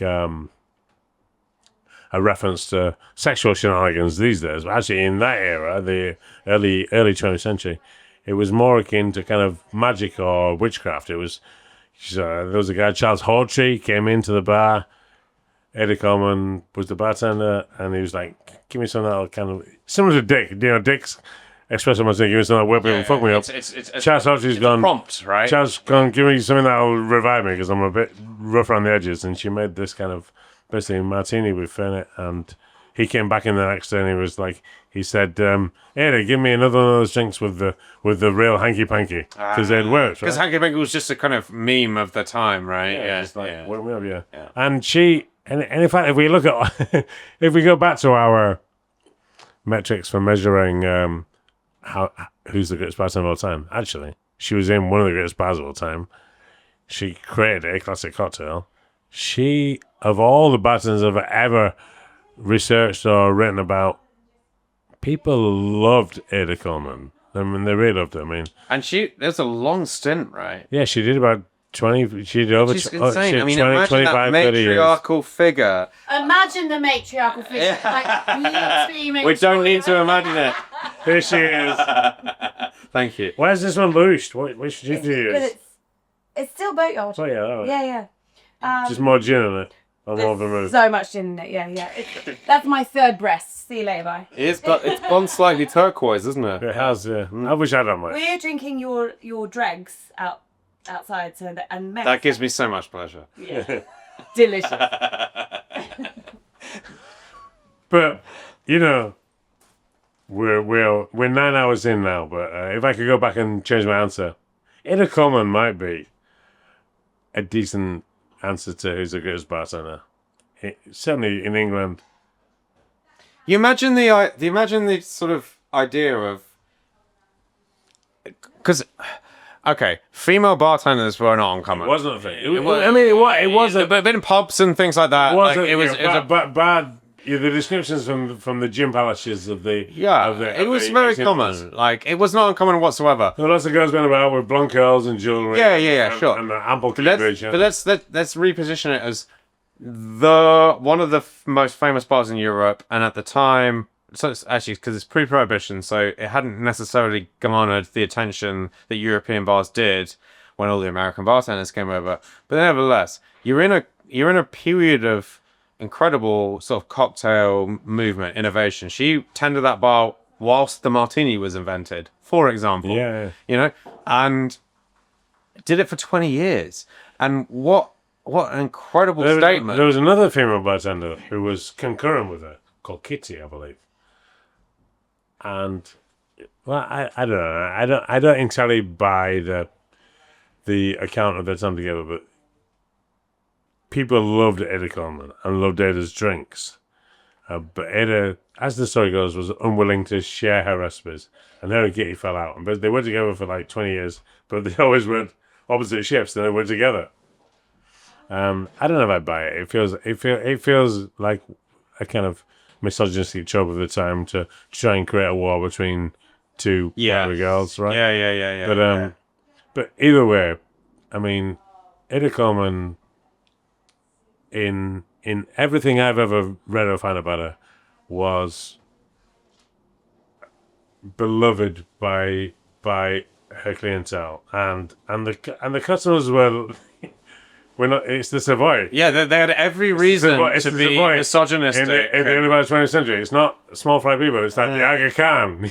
But isn't it? It's just so weird to sort of imagine taking yourself back to that time. Let's say 18 years into Ada Coleman's stint behind the bar at Savoy, and she is a tourist attraction. She is an anomaly of bartenders at that time. Imagine the sort of thought process of a time where women were kind of still considered a second-class citizen. Like, and as far as I know, I think there's only one photograph of her that exists. Yeah. And I presume it to be towards the end of her career, because she kind of looks like, it's not like an old lady there, but I bet in her day, I bet she was the main draw, probably. I'm sure she was. Maybe. I bet there were pubs in London that could do better. Yeah. But that's the fascinating thing. I think in pubs it was a bit more egalitarian. And there's been an American bar at the Savoy Hotel with Americans coming in and with all these different immigrants and not immigrants, but people traveling from abroad. The idea of a female bartender serving you drinks, even now, you put head bartender in the Dukes, or you put head bartender in the Savoy, or you put head bartender in the Connaught, who is female, eyebrows raise, right? Imagine it 100 years ago. I mean, incredible, yeah. And that's why she should be applauded. I think so. I'm changing my answer. Greatest bartender of all time, Ada Coleman. Best bartender in the world ever, of all time. And the thing is as well, when, she'd been in that post for a while when Craddock arrived. Yeah. And the official ledger has it that, when Craddock arrived, she was still the head bartender. And Craddock was working dispenser allegedly, which might under Ada, which might explain his 12 million cocktails. Yeah, exactly. Just busting them out fast as well. But if you look at the articles from the time, as soon as Craddock arrived, they were like, all the newspapers were like, the king of American cocktails has arrived on these shows, and blah, blah, blah. I'm sure very quickly he was in that position. And there's been some people in recent times that have argued that perhaps he muscled her out of the role. But she'd been doing it for 20, 25 years. There's only, 12 people that have done that role in history? Yeah. Not many of them have done it for more than 25 or 30 years. Yeah. She was pretty ready to leave, to be honest. Yeah. So what we were on best bar of all time. Are you saying is the Savoy? The best bar of all time. No, but again, like just to kind of create some boundaries on this, we're not talking about like brilliant dive bars we love and pubs we love, because probably a pub would end up actually being that.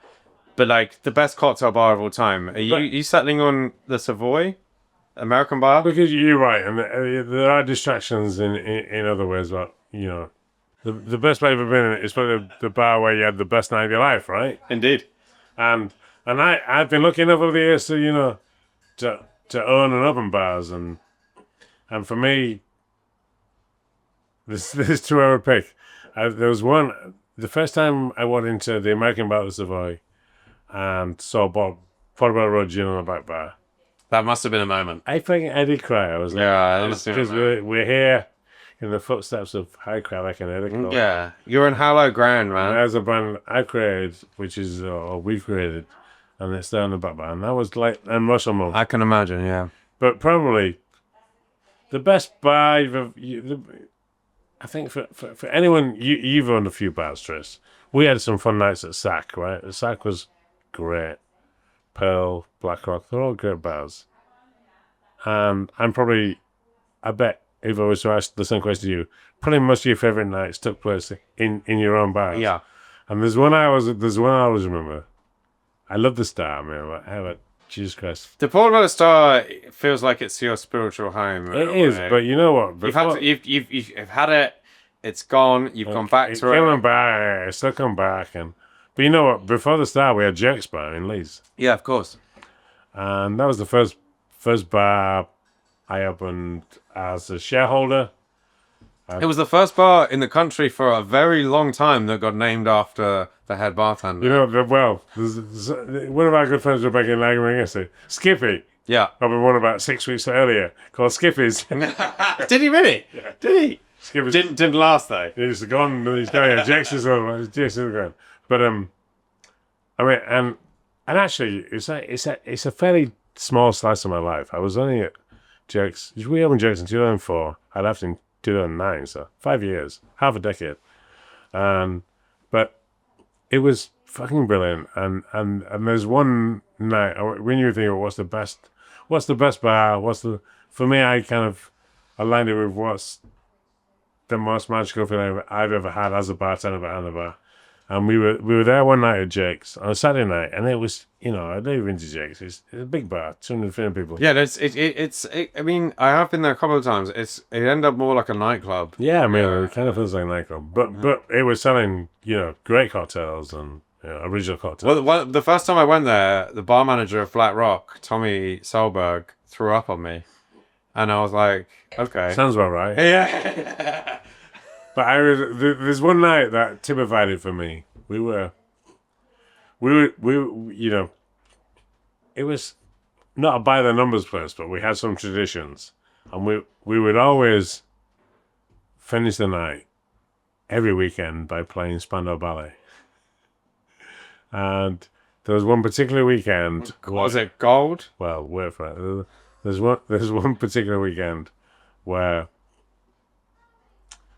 we were up until 2, and I think about 1:30, 1:45, the police they came bursting through the doors, and they're like, something had gone down outside. I think someone had been, you know, there'd been something bad happening outside, and the police came and were like, close the bar, we can't run out, close the bar.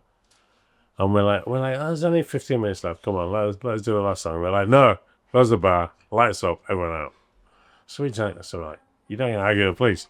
So we turn the lights off, and we turn the DJ off, and trying to encourage them to leave. But we didn't want to leave, and people, you got their own will. And it's, by this point, it's like 10 to 2, 5 to 2, sort of. And then just from the very back of from the very back of the room, in a room of maybe 200 people, I just hear this. Thank you for coming here. And I'm sorry that the chairs are all wrong.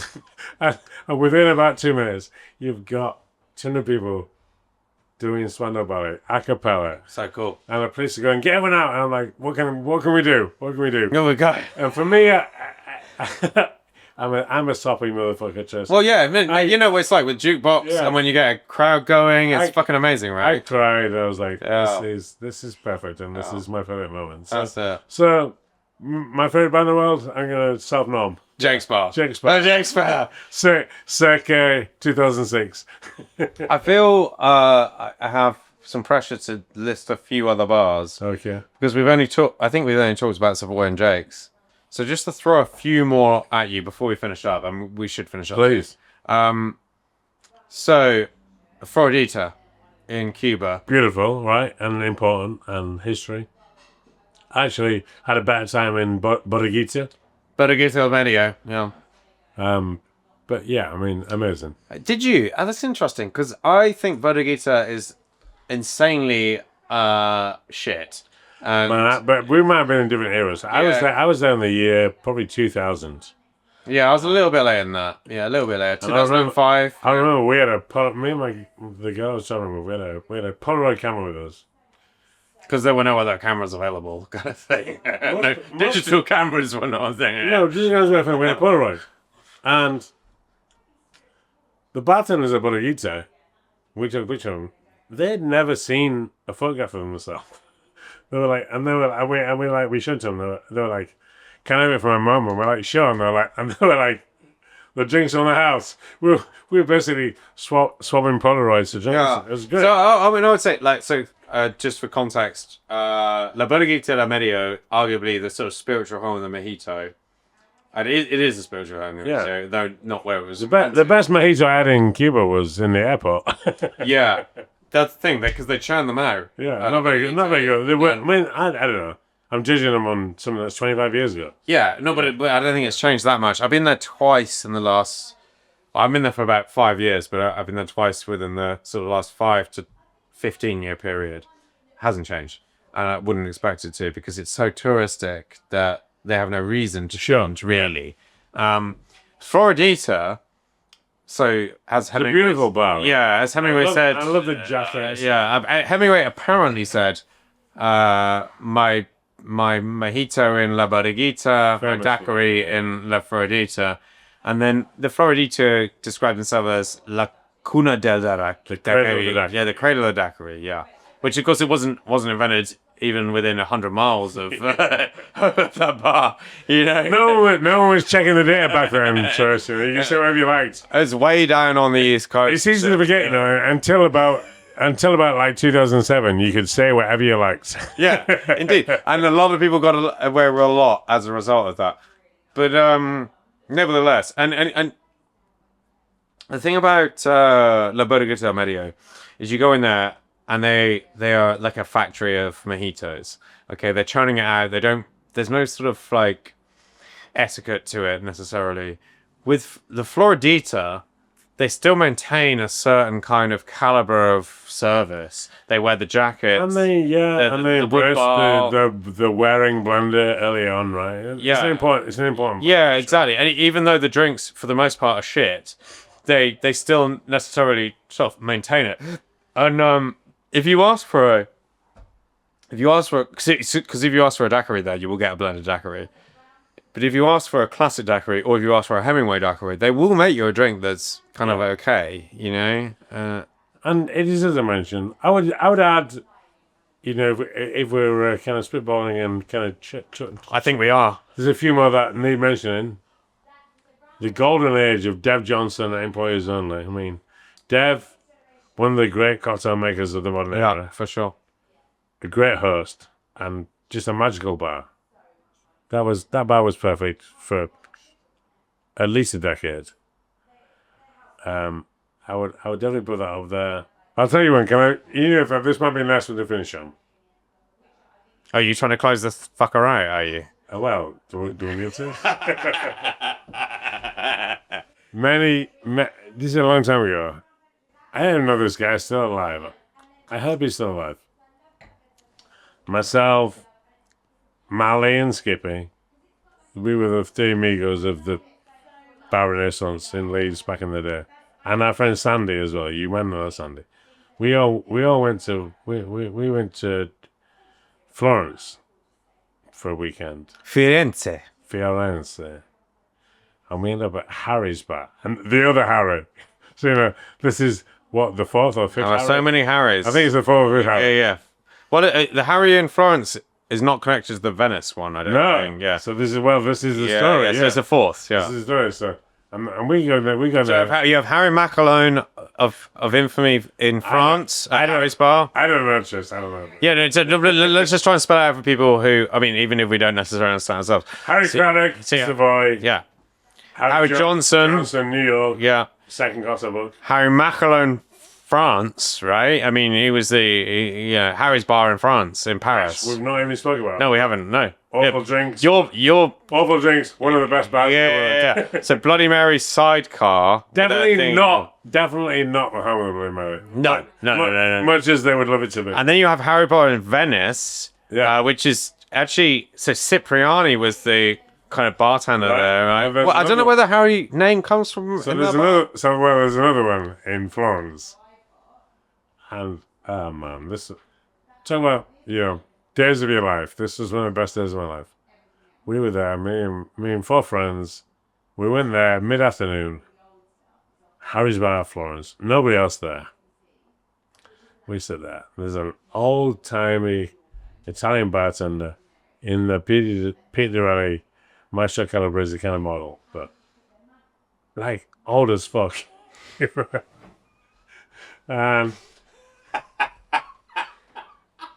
was called Leonardo Vallerini. I remember his name. Leonardo da Vinci. Leonardo Vallerini. And I've never seen a masterclass like it in terms. Oh, really? In terms of hosting. We didn't even have to speak to each other for like 4 hours. He was just there's no one else there, and us four at the bar, and he was like. He goes, every morning I go down the markets and I choose the white peaches and I choose the ripest ones and I come back and before we open I press them for a sieve to make the correct extraction, yeah. And then he mix it with the sparkling wine and he goes, you know those motherfuckers at Harry's in Venice for the Bellini. They stole my drink. Yeah. He goes, I ain't made the fucking drink. He goes, and it's actually called a Leonardo. We're like, wow. Trace, I'm gonna bring this to an end by saying, I'm gonna give your social media fans a snapshot of this interview. Okay. So, you asked me, what was the best bar, the best drink, the best bartender, the best book? Yeah, I did.